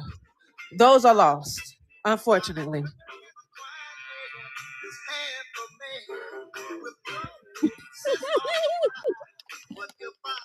try to keep you. I don't mind weeping if it'll keep you by my side. I ain't too proud to beg, goddamn. Huh? You feel me? That's all I'm saying. You know what I mean? We gotta we do have to a part of building the community the way that we need to is getting back to loving each other despite it being sexual or anything. I think we really just gotta focus on like actually loving each other just because we are a nation of people and defending each other because we are a nation of people. And once we get back to loving, caring for, appreciating, and defending each other just off the strength that we're a nation, all these other things will fall into place just like they're supposed to. You know what I'm saying? And it will be so easy. It won't be like a man should do this, a man should do that. It'll be like, yo, I think people who get married, they're married before that even happens. I think the proposal is just like Tony said, it's like really a ritual. You know what I'm saying? And to me, I don't really care for that shit. Like what I want to do is I want to jump the broom by a river in front of people I care about. I don't want no preachers there. I don't want none of that weird shit. I don't want the church involved. I don't want to sign nothing and register or do any of these weird things that they got going on out here. You know what I'm saying? Just give me a broom, give me some magic going on, give me some good ass music. Let's jump that joint, and Hey, then we good. see, And we gotta be barefoot too. believe me, I was the same way. Like the only thing somebody said in response to that for me is that you definitely want to have some paperwork because if anything happened to you, that person wouldn't even be able to touch your bank accounts or they wouldn't be able to own anything that was yours. Hey, look, hey, y'all know I plan everything accordingly, right? So that's why I got trust up here. Because can we talk about the possibilities of getting married and not having any paperwork and still keeping all your things to yourself? Is there like a trust? Is there a way that you can create a trust in order for these things to go the way they're supposed to go, despite having any kind of documents from the government? Because back There's in no the way day, to it used do to it be without for any documents whatsoever, you're going to have to create documents. But yeah, and put it on the record for the record. There's a thing you don't have to put it on the record for the record, because first off, you're supposed to build your bond with the Most High and place your trust in Yahweh.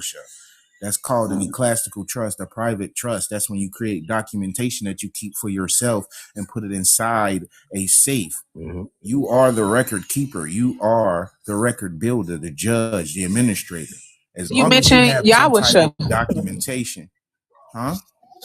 If you are the one of all of those things, then how did you contradict yourself in the beginning of your statement and mention Yahusha? In all honesty, I didn't contradict myself. It's You that did. you don't have the competency to know that Yahweh is actually a trust. When you start studying legalese, you find out that the Most High gave His only begotten Son to save you from debt. Oh my and God! keep you from going to the perpetual state hold on. of debt, Hold on. Hey, which wait, is sin and hell. Hold on. Right? Let me make Yahweh this. is a trust. Wait, hold up.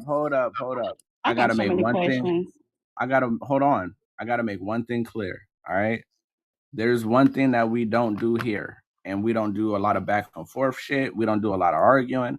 We have clear, healthy communication. If we disagree, there's still a way to get through the disagreement without arguing. A disagreement can be a good conversation if everybody has self-control, right? If everybody respects each other, a good disagreement is a healthy thing, because that just means two different points of views are finding a way to balance these things. And when you listen to trust closely, it ain't no Bible thumping shit going on.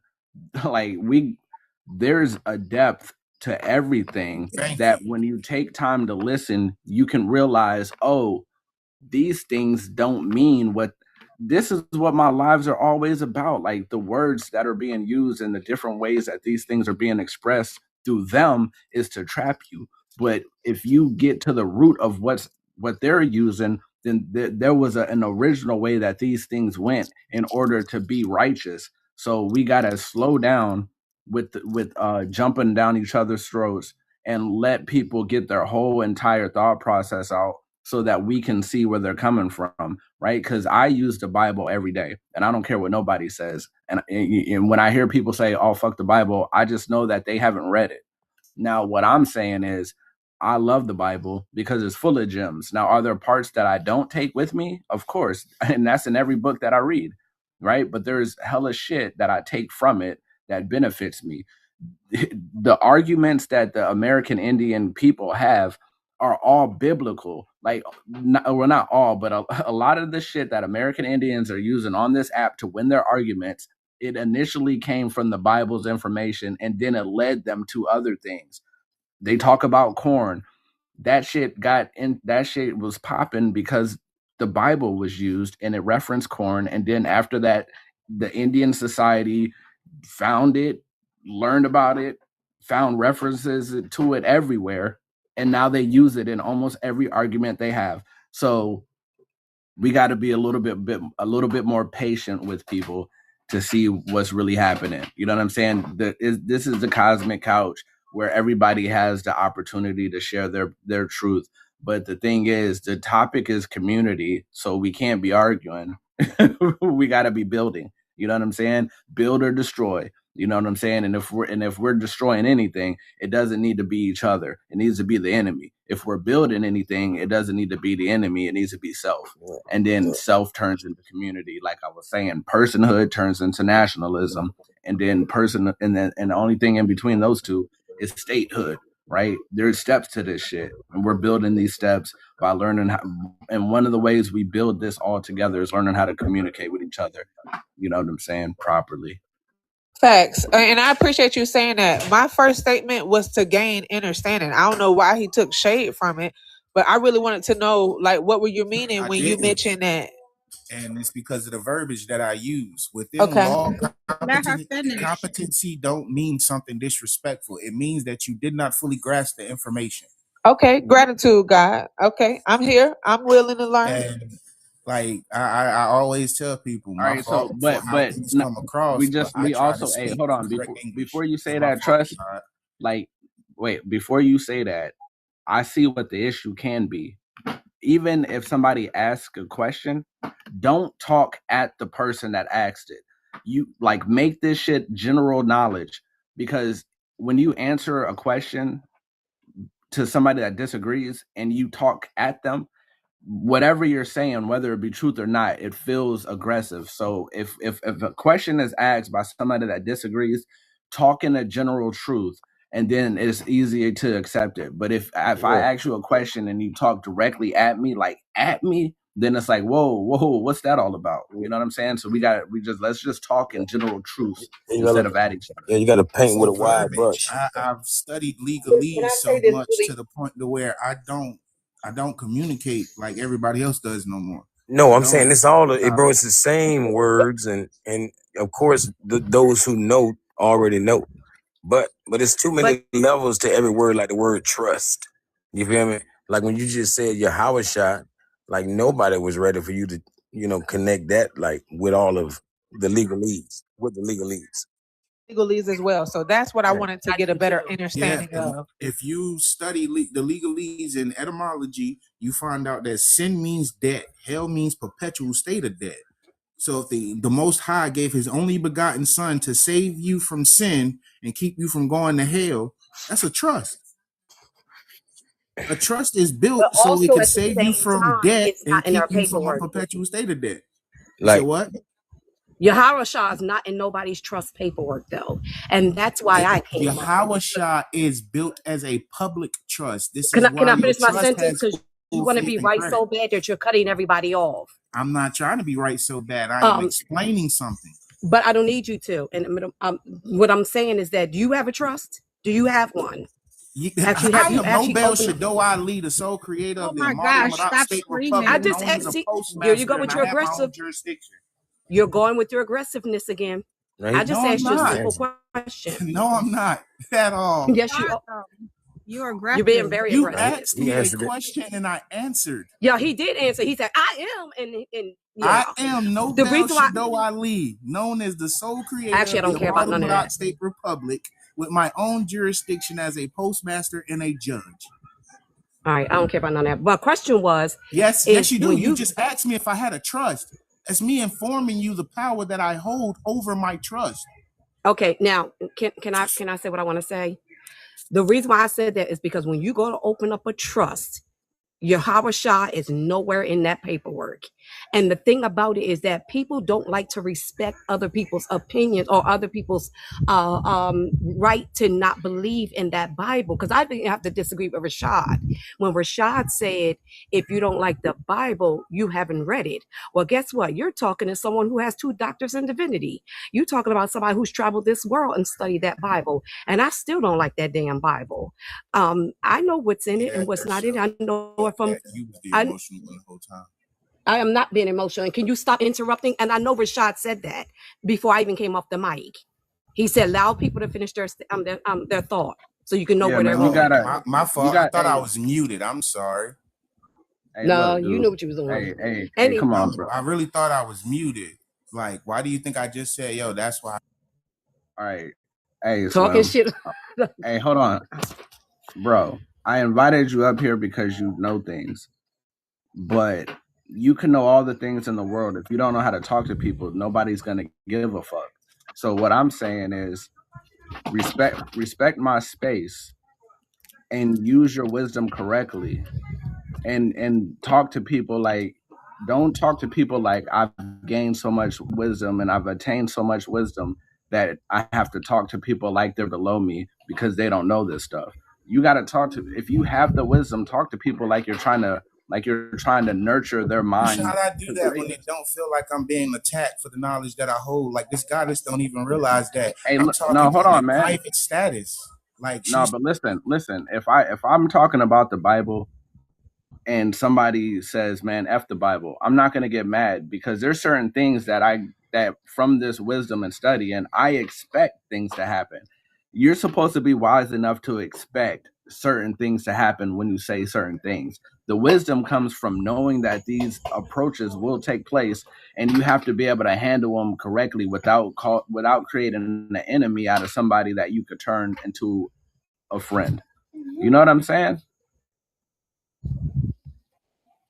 if I come with new information, I'm expecting people to I expect Yeah, people to question my new information. So challenge. I have to, you know what I'm saying? I expect to be challenged. Yeah, But if I'm being challenged by people who are actually trying to learn and who I'm trying to build with, I have to approach them different than I would approach somebody who's blatantly my enemy, and you, clearly yeah, my yeah, you enemy. gotta, You know what I'm saying? yeah. Instead of going over anybody's head or even attempting to, or you know what it is like you got to break it down like you're talking to a third grader if they like it or not, because you know that number one, we don't agree or don't understand. But my only point is that we have to respect other people and what they believe in and what they don't believe in. We can't be so quick because someone may not believe in them. I don't know why people get so offended when people don't believe in the Bible. No one gets offended when people say they don't believe in the Quran or the Hebrew Bible or any other Bible. People don't get offended when people say they don't believe in those books. But if for some reason when we say we don't believe in the Bible, we get attacked. I did this shit. Oh, sorry, I'm gonna say that word. I did this for 26 years. There ain't really nothing no one can tell me concerning that Bible. But that doesn't mean I disregard or disrespect the information. As a matter of fact, the other day, Rashaud even talked about that. I've been in this live every single day. What's this, day 10? And he brings up the Bible every day. So I'm not offended. I'm not offended by it. But guess what, though? Right after Rashaud actually broke that down, I got an inbox message where somebody said, I ain't coming back until he talk about American Indian history. I said, well, I guess you're not coming back because this live is about healing. This live is about spirituality. And he's going to bring up the Bible. That same day, they didn't hear him say that because they wasn't in the live at the time he said it. What it was is they came to the live and they heard him referencing the Bible. And because they heard him referencing something or using the Bible as an example, they got offended that quick. And I said, I'll be sure not to share his lies with you no more, since I know that's where you're coming from. And I have not when I share the lies all the time. So even though I don't believe in it no more, even though I don't read it no more, even though I don't study it no more, and I don't preach it no more, I don't get offended when people say it. I just don't believe that because people don't like it, like Rashaud said, that you haven't read it, because that's not always the case. Okay, So look, is it look, useful? hold on. It can be used. Oh, absolutely. And There I we know go. what he's Hey, talking look, so about Copper, when hold he's on, talking Copper. about the That's all. ecclesiastic law. Maybe I said it. Maybe I said it wrong. Maybe I said it wrong. But yeah, because I don't like to be like that kind of person. So or that kind of individual. So maybe I may have stated it wrong. All I'm saying is the Bible can be useful. Now, but I also said I understand when I bring up the Bible if it makes people upset because what that religion has done to people. But I do know You did say that. that there's useful things in the Bible. So if you've read it all the way through, all I can say is I know you found something in there that's useful, and you can't tell me that you haven't. That's all I should say. And you asked us that question, and we all said yes. The ones that actually have read it. So, like I said, that's why I thought it was even interesting that I got that inbox message right while you was, excuse me, right while you was live, and I went to my other device. I inboxed them and I said, well, you won't be coming back to this live because this is what this live is about. He was very clear about that. Like, you don't always have to be. That means they missed a live today, and all I was talking about was nation building. Well, they missed See how that works? last 3 lives because of that. Well, last 2 lives because of that. Because that was 3 lives ago when you said that.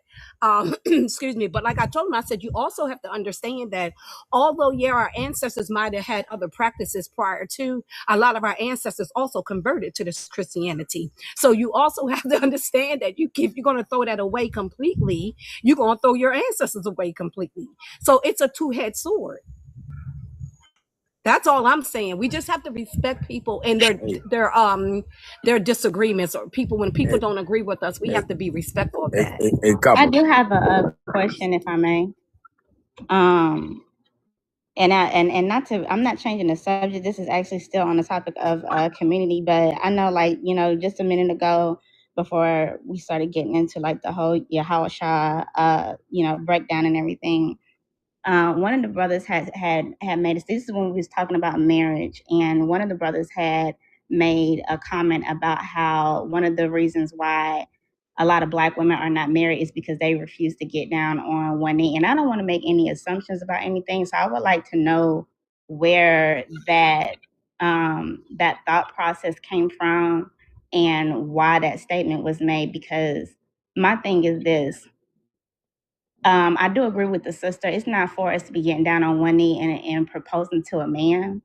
But I would like to also make the statement that other races of men, they don't have that type of expectation of their women.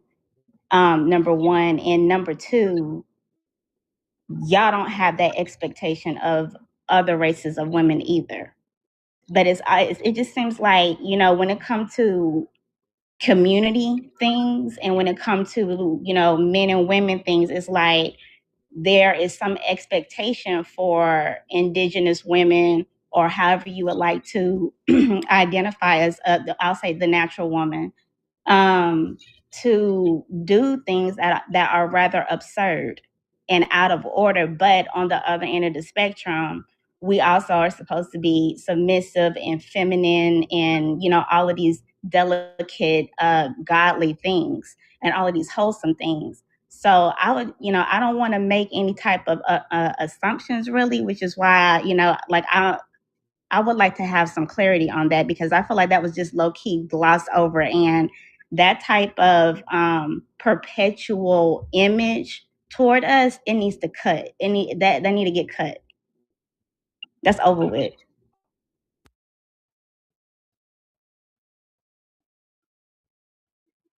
Go ahead, Exactly. Morris, wasn't you the one that said that?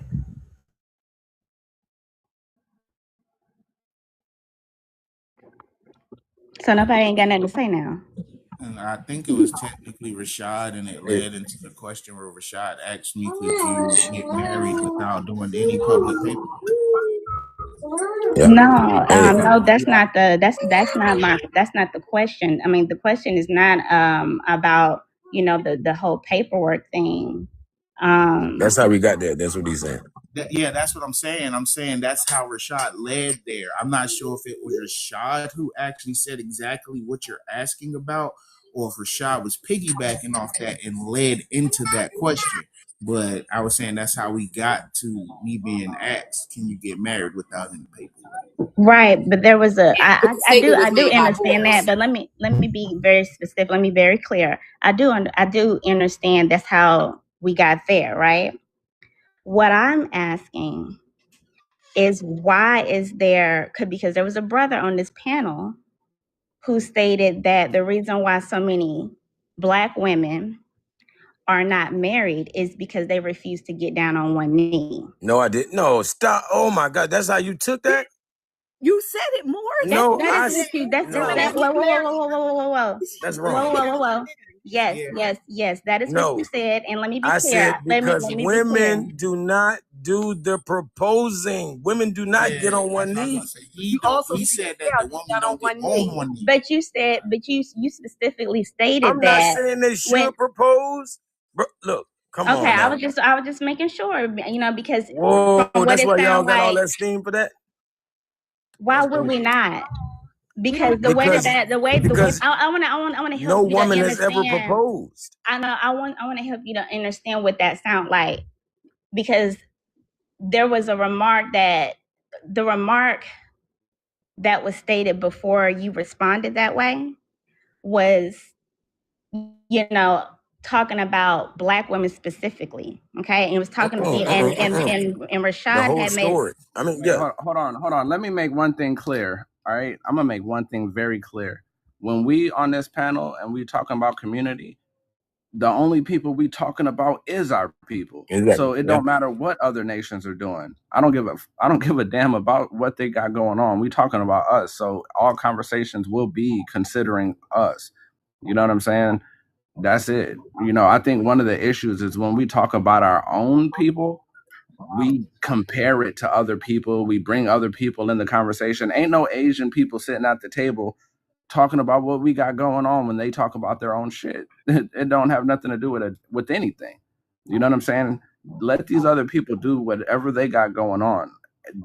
I'm blind to that shit. I'm only worried about us. When I say community, I'm talking about my people, and that's it. You know what I'm saying? Ray Charles to the bullshit. And I do agree with that. And I do feel the same way. And absolutely understood, which is why I stated that that's not something like, I wanted to be clear that that's not something that we should be doing as far as, you know what I'm saying, Black women, you know what I'm saying, getting down on one knee and proposing to a man. Why? I mean, all right, so I just want to know why. Like, what does it take away? Like, in reality, like to all the problems that we have in the world that we need to like solve as a nation, what Hey, they want would equality, don't they? Since we want to go there. No. Let's be clear. We didn't say anything about well, where are you saying that we want equality too? That wasn't our fight. That was right, the white, because we that were was the drugged white into lady that fight. fight, and then it was just said, yeah, that wasn't our fight. Thank you, sis, because it was just said that we weren't talking about other races on this channel. Inequality, but this is what I'm talking about. This is the kind of stuff that I'm you want to talking be about neutral. right here, though, because I understand you want to be neutral. Why are you doing that, Morris? Well, she on your side. She a goddess on your side. Don't do that, bro. That's all I'm saying is, if we're gonna be sitting, because here's the thing, like, I get, like, when we are up here and we're talking on this panel, it is always about us. It is always about our community, right? And at the same time, we can't sit up here and pretend like there's not a lot of things external to our immediate community that does not directly affect how we engage with one another. Those are variables, you know what I'm saying, that directly impact how we see each other, how we view each other, how we engage on a day-to-day basis. So I got a question for everybody, because these are the things that make me, these are the questions I ask when these things come up. And then if nobody has an answer, then nobody is right. Who created proposing during marriage? I mean, who created proposing? No, why? As if we really know. We don't know. The ring company. You know what I'm so yeah. So I mean, nobody, essentially it was supposed to be arranged marriages anyway. No, hold on. If nobody, because I'm not playing no guessing games here, y'all. Yeah. Because we have, like, when I'm talking about community and I talk about like balance and love and all that shit, then we gotta really get to, I believe in truth. I believe in truth and fact. So if we're gonna have disagreements, why don't we make it based on some shit that matters, right? Because it doesn't matter if a man does it or a woman does it.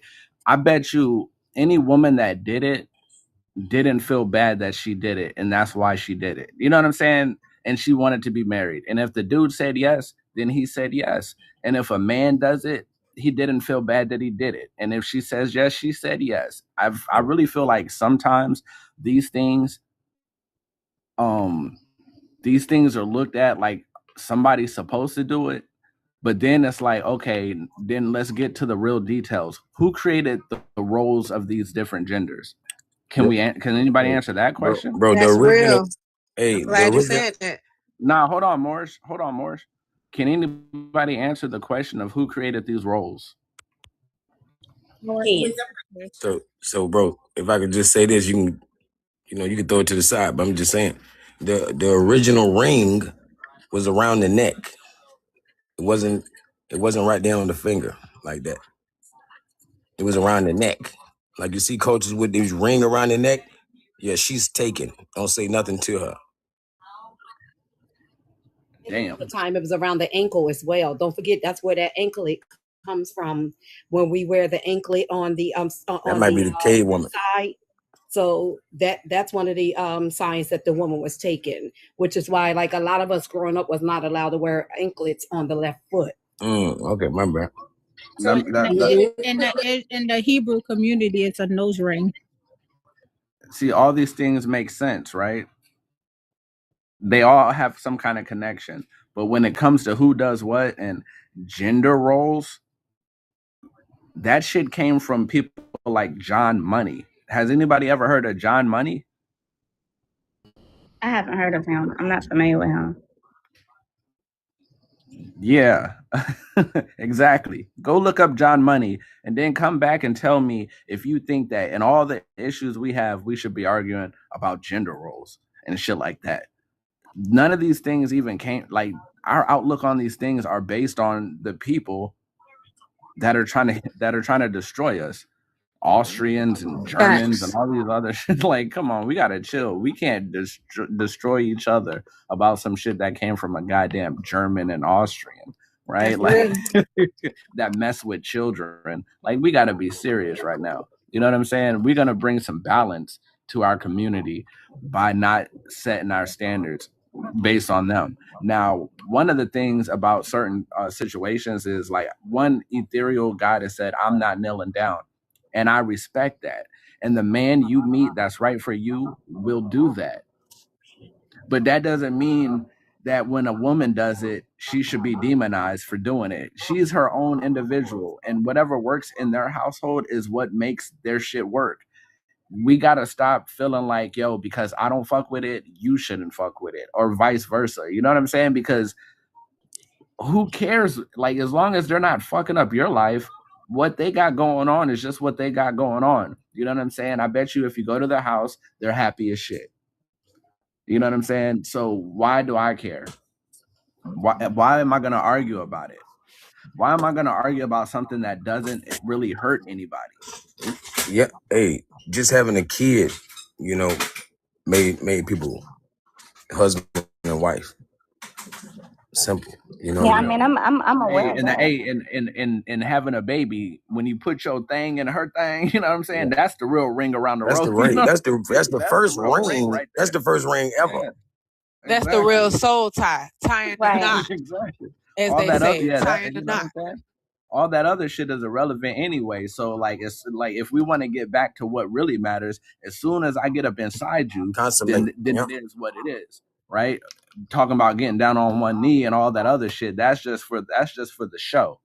Okay. But let's talk about Facts. reality. So does that span across everything? And I'm just asking because I hear what you're saying, and that sounds really good. But all I'm saying is what I have observed, just community wise. If we're gonna have that that type of like on look, then it should be, you know what I'm saying, then it should be just that span across the board. Because otherwise, you know what I'm saying, there's still all of these different things. For example, like when it comes to, you know, how people interact with each other, and when it comes to like these role genders, just like you said, there's still, you know, those subliminal expectations and stuff. And especially when it comes to even like, for case in point, women's sexuality, etiquette, what, you know what I'm saying, how men perceive women based upon their femininity. Like there's still all of these different things. And to your point, Rashaud, you did ask, you know what I'm saying, well, who created all of these gender roles and gender labels? So that's all I'm saying, you know, like, does it span across the board, or does it, you know what I'm saying, is this something that we just gonna, you know what I'm saying, gloss over and cherry pick through? Like, gloss over what though? What do you mean? It sounded like equality, but she said no earlier, so I don't know. I just feel like there's certain things that common sense, like, if you love and appreciate your nation of people, some shit is not for Not up is for not debate. for Yeah. you to say. It's just like, let that shit go. Let it happen the way it happens for the people that are together. I don't mind, you know what I'm saying? Like if it's something that's, you know, works for them, then it works for them. But what I was talking about specifically is that, you know, there are often times where there's a certain expectation held for us that are not, you know what I'm saying? Like a lot of the times the same brothers that sit up there and say, oh, well, you know, the women should have been doing this and should have been doing that. But they don't, you know, they'll be the same ones that'll go back and be with other races of women. And then they don't hold those women to the same, they don't hold those women to the same precedence, you know. So what I'm So that's what so I'm how, so that's what I'm saying. Pretty sure they so do. how I look at it is, like, when I'm amongst a company of divinity, I don't talk about peasants. You know what I'm saying? So a lot of our arguments that we have is because we talk about peasants when we're Yes. amongst the divine. You Come feel me? on. Fuck those people. Yes. When I'm having these conversations, we don't have to talk about what bullshit ass people do. Fuck them. When you build your nation, you know who bullshit people are. That's why when it was talking about it, it said nationalism operates by creating a distinction between those who deem to be a part of the nation, us, and those who are not, them. So I don't talk about them, right? You know, anybody that has these kind of issues is a them to me, and they're not a part of the nation. And you know who these people are, and we draw a line between that, right? Mm-hmm. What, you feel me? Yeah. I think some shit is simple. Okay. Okay. Thank y'all for the understanding. Okay, cool. I got you. Well said. I'll be right back. This is still a great live, even with the disagreement.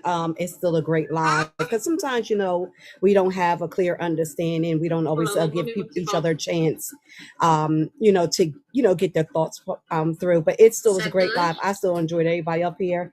But now the granddaughter's calling me before bedtime, and Gammy has to go right quick. So I'll be back once she goes and lays down. All right, sis. I gotta get my FaceTime in, y'all. All right. Hey, put it like this, I heard you. like to me, it's no different than, let's say, going to prom. Mhm. I wouldn't expect my daughter to ask a guy to go to prom, because I mean, I might be old fashioned, but I'm gonna look at it like, that's a desperate move.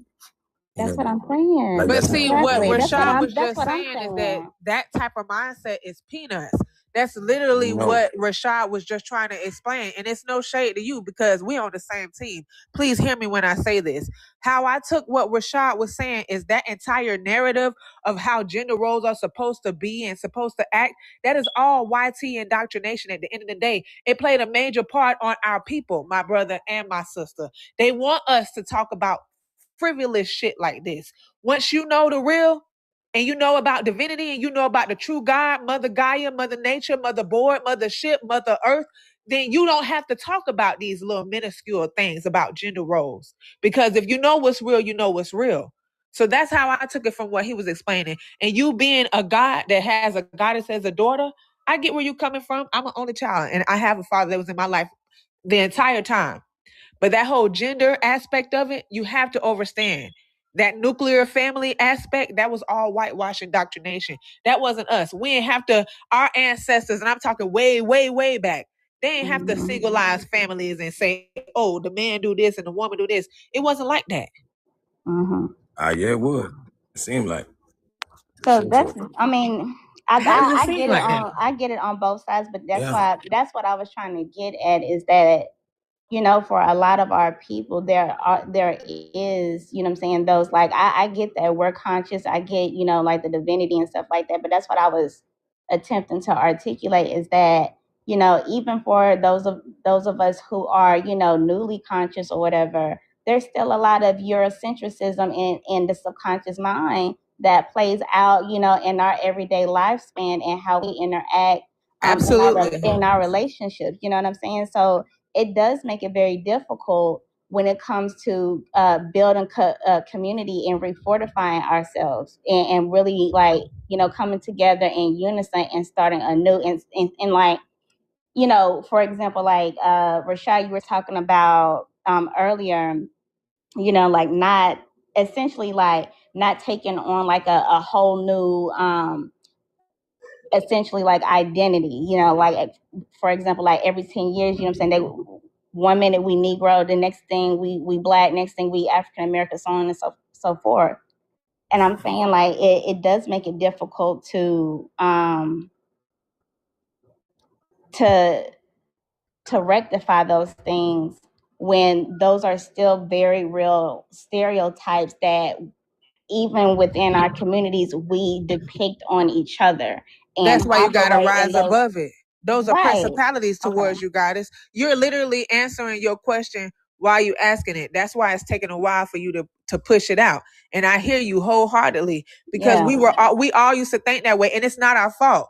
Now, should we dwell on it is the question, and the answer is no.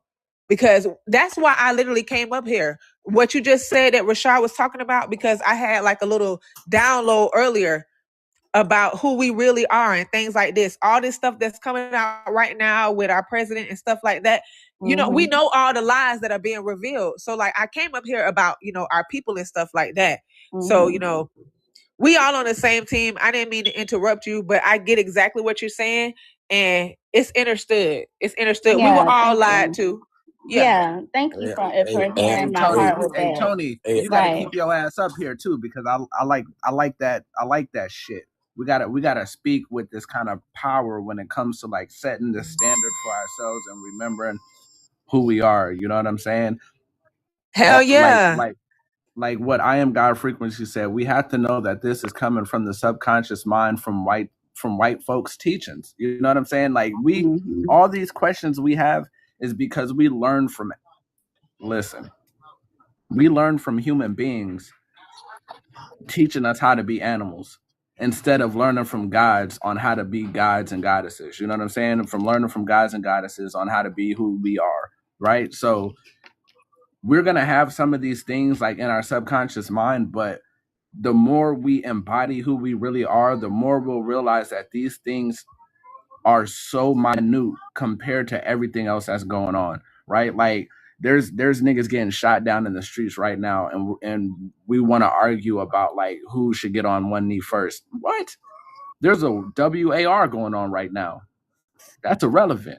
You know what I'm saying? If I was dating a woman and she proposed to me, I won't look at her no kind of way. If I love her and I wanted to marry her and she did it, all I'm gonna do is say yes. No. I'm gonna take her to the baseball game and arrange it where they put the cameras on us, and I'm gonna do the damn thing. Because guess what? I know she ain't gonna say no. So shit, hey, let me show out. You know what I'm saying? Yeah, I mean, and that could be another outlook. If she was to do it, and I'm gonna say yes, I would be like, look, baby, it's a yes, but let me do it for you because chivalry is not dead in my eyes. Yeah. If that's how I wanted to look at it, but her doing that doesn't make her lesser. To me, it makes her greater because I just know that her love is real enough that she was willing to do that. That's the reason why women like to see a man do it, because he's proven that his love is great and that his love for her is great enough that he'll get down and submit to her. That's what a family is. We serve each other. So the submission in any sense should be respected between two people that love each other. Hey, I was going to say earlier, brother, like I wanted to add, I don't have a president. That's about the only thing I wanted to say about that, but she was 100%. Hey, facts, yeah, fuck that nigga. I don't got no president either.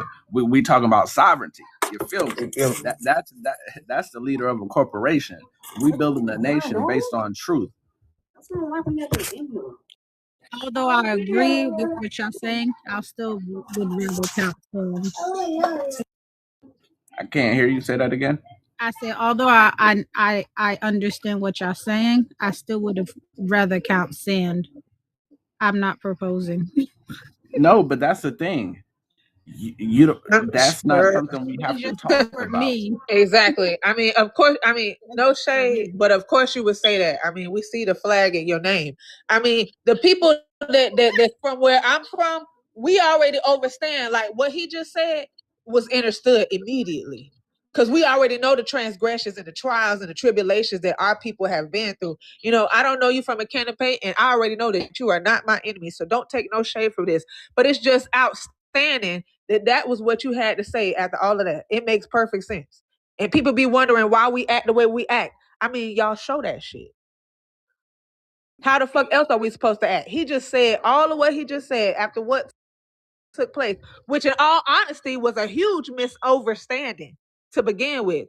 But I don't know if you're just trying to be funny or cute or whatever the case, chime in. Wrong time. Damn, take it easy on Lola, y'all. Hey, look, Lola, take it easy, y'all. I personally, my thing is, it's great. Don't get me wrong. I think that it's great. If there's not going to be, I still said I understood, but for me, I still would count. You're not gonna. We heard what you said the first time. But shit, is anybody deaf in here? So I was just saying that in regards to the subject at hand, is like, I think that that's great if there's not going to be, like that, double standard or like that underlying standard there where, if if sisters, you know what I'm saying, have the capacity to, you know what I'm saying, do that, and brothers ain't gonna be looking at her some type of way, you know, or like less than, then okay, all the better. Don't get me wrong. But you know, oftentimes that does not span across, you know, all sectors. You know, like, you get what I'm saying? all I'm saying right now, and I guess I'm not. And, I and don't want to. yeah, go I don't ahead. want to have to be like firm on the live. Like, I feel like we should all be able to talk about what we got to talk about. But all I'm saying is, who cares? You, like, if I go into somebody's house and they're married and they put their towels on the left side of the bathroom and not the right, and I say, yo, my marriage is happy because we put our towels on the right, what does that have to do with their happiness? Facts. You know what I'm saying? Like, if it ain't if it ain't my thing, it just ain't my thing. But it's their thing. Like, I'm not, like, all I'm saying is, whether if you're in a relationship where a man proposes to you and you're happy, then you're happy. If you're in a relationship and you propose to your man and y'all are happy, then y'all are happy. The issue is judging people. That's the come on, y'all. Really, the issue is like that situation is not the thing. The issue is judging people. Do y'all get it? The only issue is like, Yeah, I who mean, am I to judge? Because but watch first? this. I get that, but I wasn't just talking about like, you know, with marriage. Like, I mean, I'm past that. I was talking about even like, that's why I said like across other sectors of life, because like, you know, you use the example of like a woman, you know what I'm saying, proposing marriage and stuff like that's all good, but at the same time, if a lot of women, you know, went about things in the same way that men, you know what I'm saying, men do, as like as it pertains to like Eurocentric, you know, standards and what was, you know, taught and inflicted upon us, then there is, you know, that underlying judgment, like especially when it comes to things like, you know, sexuality, promiscuity, like all of those different types of things. So I wasn't just looking at it from a minute perspective of, you know, like a particular couple or anything like that. Because quite frankly, I know a lady who has proposed to her husband, and they've been married well over 20 years. So I just want to set the, you know, the record straight on that. Like, you know, I get that. Yeah, that's called an exception to the rule. Thank you. The majority will always rule. That's where we get the word rule from, because we're talking about the majority. So the rule of thumb is what? A man proposes. Yeah, like come on, y'all. Like, we already know that no matter what happens, the world is gonna continue with men proposing for the majority. Yeah. And every once in a while that might happen differently, but that doesn't mean the woman is not a great woman. She just built different in whatever sense of form or fashion she is. Like, let's look up the etymology of submission. You know what I'm saying? Humble obedience. But if we're serving each other, then we should both humbly be obedient to each other in whatever sense that we have to be that, right? The act of yielding, right? Entire surrender of control. You know what I'm saying? If I'm in a relationship with Tony and she is good at fixing cars, nigga, I gotta submit at that moment. You know, let me yield and let you either teach me how to do it so I can do it next time. You know what I'm saying? And then it's so easy. You know what I'm saying? But a lot of times we fight over things because we don't even know what the shit means, right? So, you know, submission is a two-way street, and it happens, you know, in situationally, right? And the reason why people think submission is a one-way thing is because they're a fool, right? It is just that, right? Leadership should go into lead right? Or however you say it, lead which is to guide, right? To guide. So a leader is a guide. And in the sense where I can guide you because I have more wisdom in the topic, then I lead in that moment. But if you have more information on the topic or the situation, then you lead in that moment. We're here as a team.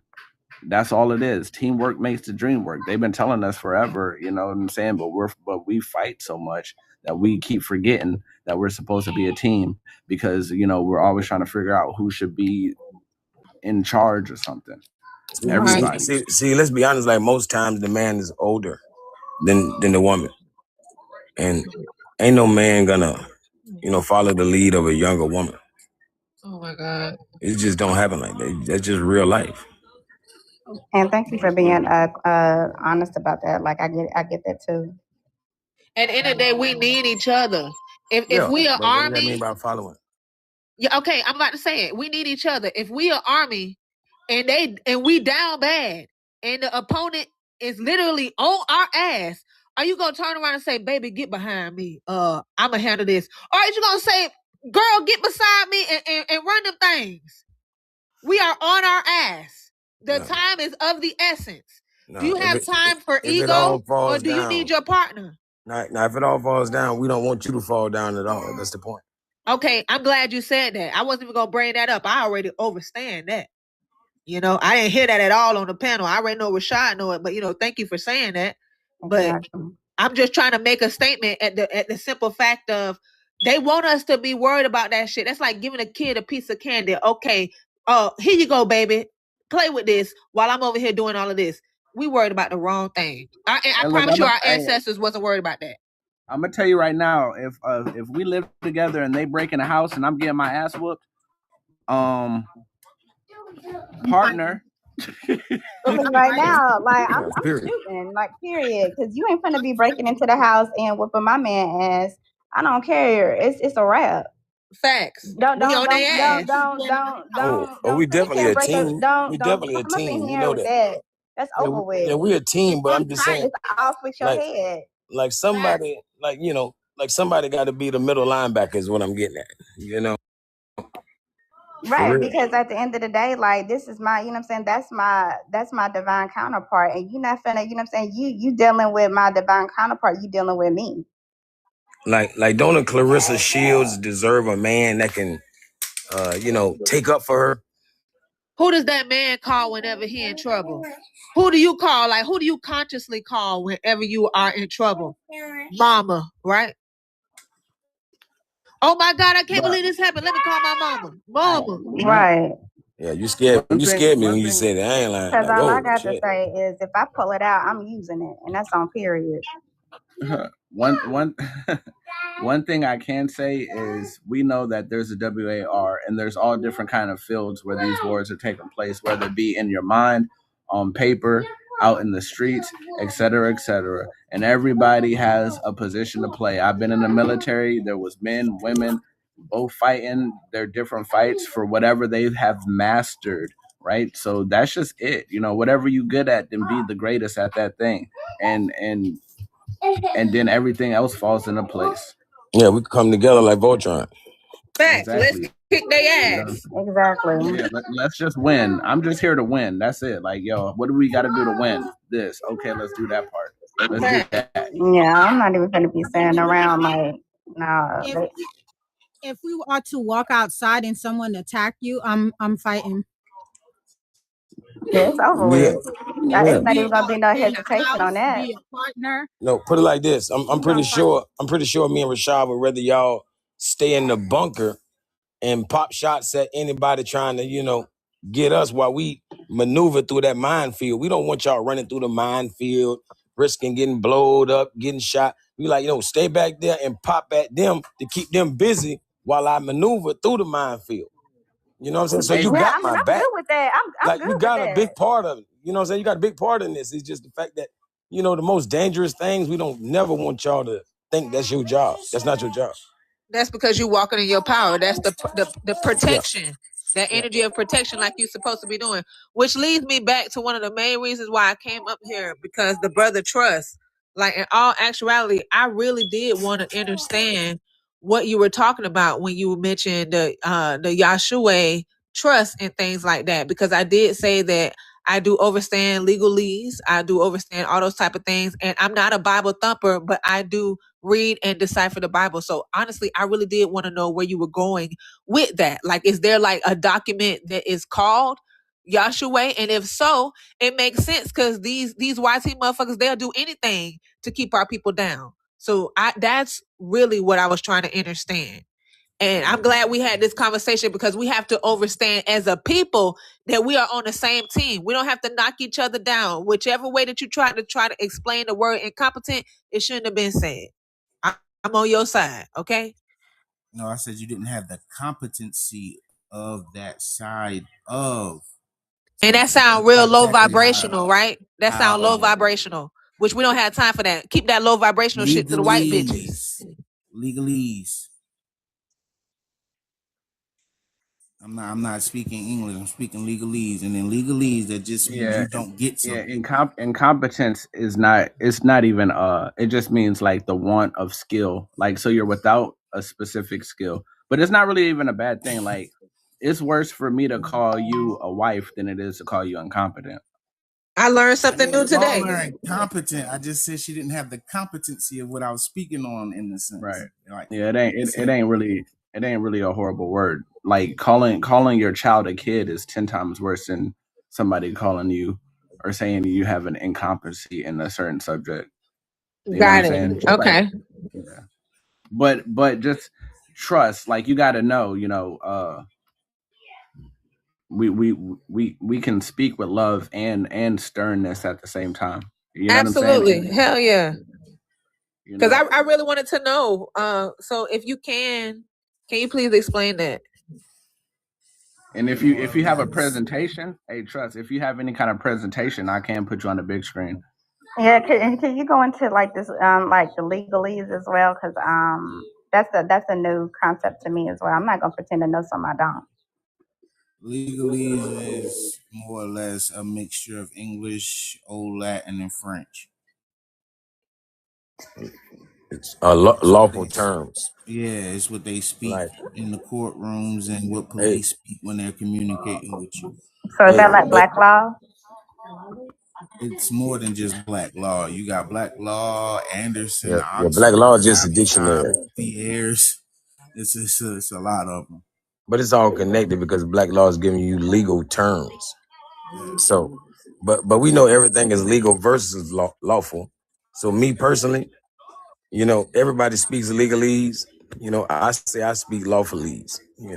I'm just waiting on the Yahweh Okay. shit. Like the whole I competent I thing. know I'm Rashaud gonna very run off with that. competent. Rashaud, you I'm can have that, Rashaud. Go ahead, Rashaud. I'm waiting on that All one right. thing. When you read the Bible with the eyes of, someone who's like utilizing legalese, you will see that Yahshua, in a sense, the way they explain everything he was supposed to be doing, that is a trust. Because sin back in that time meant death. Hell meant perpetual state of death. So if Yahshua or Yahweh was given to save you from sin and to keep you from going to hell, he's playing the role of a trust. Yeah, I feel what you're saying because he's the truth or the trust. You know, So you place your trust with Yahweh and build your bond with the Most High.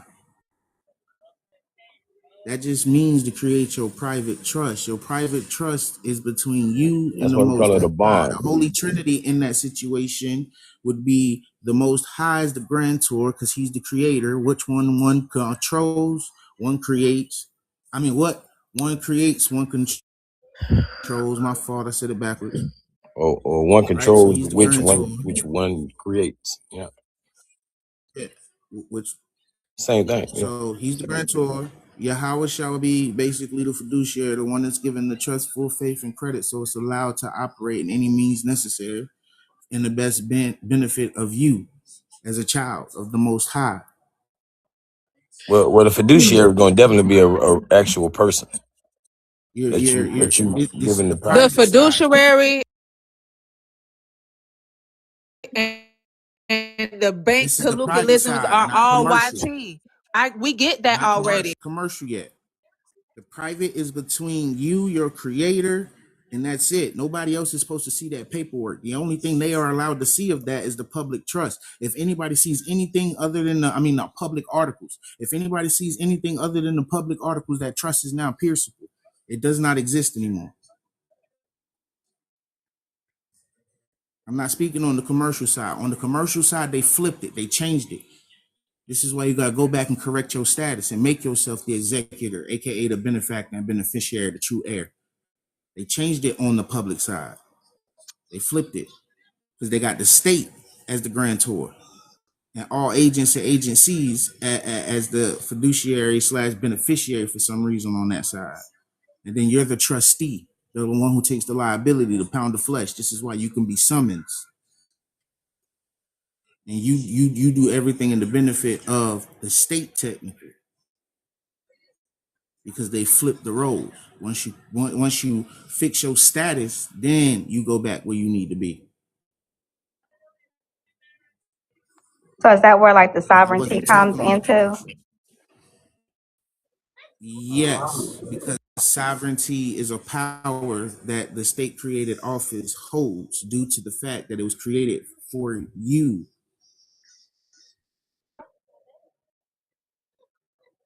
That state created office holds multiple powers.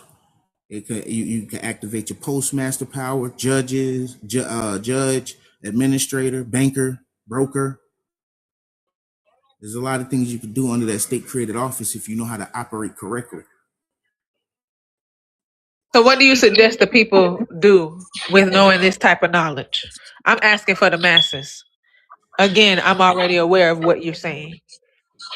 I always tell everybody you need to learn to control the private, so you can learn to control the public through the private. That's how you activate your true sovereignty. When you activate the private correctly, you create your own jurisdiction.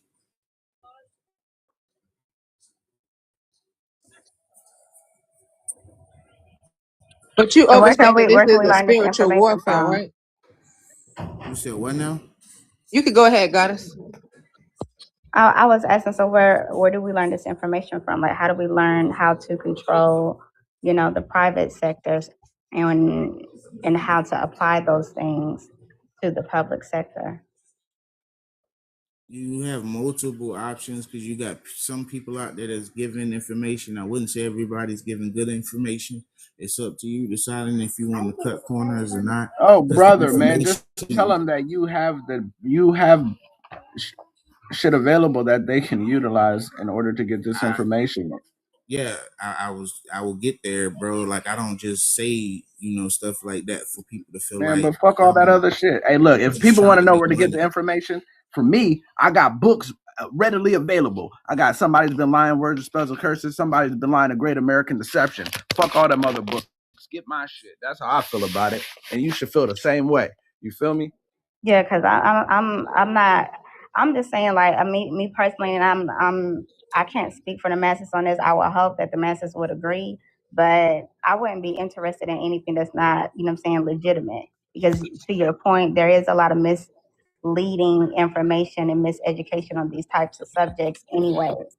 And if somebody want to go down that road, I know I'm not going to be interested in wasting my time, energy, and resources going down that type of road, and it be illegitimate and cutting corners. I mean, it's good to know it. You have to know what your opponent or your adversary is up on game about. At the end of the day, everything that he mentioned, the legalese and stuff like that, it was literally created by these people, by our oppressors, by the people that we are against to confuse us. So, sis, like anytime, some property or something is passed down in your family through will or whatever, like what do you think that is? That's trust law. Like without that, nobody gets anything. Like this is why we have genealogy.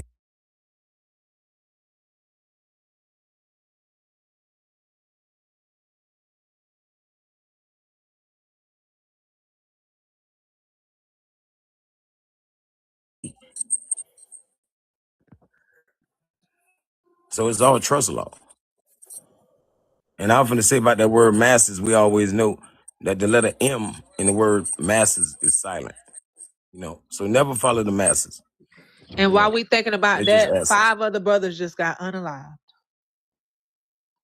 I mean, everything we've been saying has been happening the whole time. I mean, it ain't just because I was talking. I was speaking. Yeah, no, not but just because you talking. Like, don't like.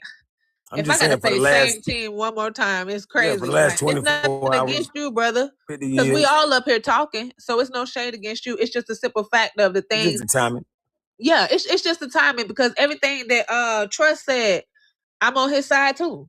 But it's just a simple fact of like it's all manipulation, and it's all targeted towards us. So if it's a spiritual warfare, ain't it about time that we find out how to fight this shit spiritually? No, look, like you said, they just disappeared. People just transitioned. Did they have their trust law and their paperwork right and their wills and they, beneficiaries lined up? Hey, wait. Do they even Hold have on. life insurance? Fuck it. And let Tony say that one more time, though, what she just said. Yeah. Just a simple fact of isn't it about time that we started fighting this shit spiritually? It is a spiritual warfare. Everything that he mentioned about legalese, hello, that's alchemy. Hello, that's witchcraft. Hello, they stole the type of workings and practitioners that our ancestors did, and they use it against us. So we don't have time to sit over here and say who's the smartest nigga or not. At the end of the day, that shit do not matter. Is it worth knowing? Absolutely. That's why I wanted to hear the God. I'm not going to disrespect him. We're on the same team. Is it worth listening to? Absolutely, because you have to be aware and up on game what your opponent is doing. Who the fuck want to get sneaked? That's what got us here already. We got sneaked. Ain't no more sneaking. Exactly. You feel me? I'm never going to like disrupt what they trying to say or anything like that, but I want us to all be on one accord. And it's not just what I'm saying. I'm just one person. But we do have to understand, my brothers and sisters, that it is a spiritual warfare. So yes, the tongue is the most powerfulest thing on our body. Our words hold vibrations. What we say and we speak, we put into the universe. So if we're putting so much power behind the legalese, it's okay to know and understand the legalese, but don't give that shit no power. There are ways around this. It's not about who knows how much and who don't know how much. We're on the same team. I need you, you need me. Hey, We were just talking about that the other day, like perish from a lack of knowledge. Exactly. Yes, sir. right, how we can all work together for the same cause. Learn. That's they shit. They always on some statistics trying to see who's smarter than the next, all because they dumb. Clock it, okay? We didn't ever have to put each other on some type of scale to see who can do what and who can do what. Nigga, we are everything. That's what nobility was. Nobility means knowledge. So what we call royalty were the most knowledgeable people. Like, see, back then that was more important. Matter of fact, around the rest of the world honors their yogis, their gurus, their rabbis, their teachers. Over here, we honor celebrities. Right. And foolishness. A lot of nobodies. Like a teacher is not important. Like a teacher is very underpaid. They should be the richest. You were speaking on the legalese. Okay, now laugh at me. I don't care. I was just thinking this. Okay, the Lou community. Okay, is it weird to kind of think that maybe that entire story was fake and manipulated as well, similar to all the other things that we done found out that was fake and manipulated? Like, just the entire thing. Like, we know that it's all about us. This is our shit, but they make it to seem like it's theirs and they're the head of everything, and yada yada yada. Am I crazy to believe that entire story, the 4 years of that particular war, was fabricated and the characters were not who they say they are, similar to the Pretendians?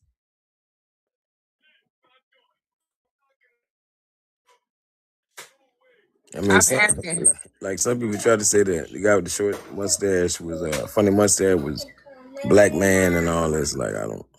Yeah, it's an honest question because he kept talking about the blonde hair and blue eyes, and he wasn't even that. So, I mean, it's like we hear shit and we see facts and we just be like, oh, okay, well, since everybody else said it's that, fuck it, I'm not going to ask anything. But it's like, it's so many red flags. He wasn't melanated. Like, For him to be melanated, Joseph Stalin would have had to be melanated, which was his predecessor. And Joseph Stalin, when he came to Berlin was a black town in the 1920s. It was a chocolate city. So the first people he had to get rid of was those melanated people. And that was Joseph Stalin. So I don't think Joseph Stalin would have favored the guy with the funny mustache if he would have been melanated. Oh, I appreciate it. I just want to throw that out there because that was one of the other reasons why I came up here too when Rashaud was talking about our people knowing who we are, because it's like how everything else is unfolding. It's starting to make me question, the whole aspect of the ghetto and shit like that. I used to love back in the day correcting YT people when they'd be like, "Oh, you're ghetto," and I would correct them about the Holocaust. Exactly. So that for example, I'm just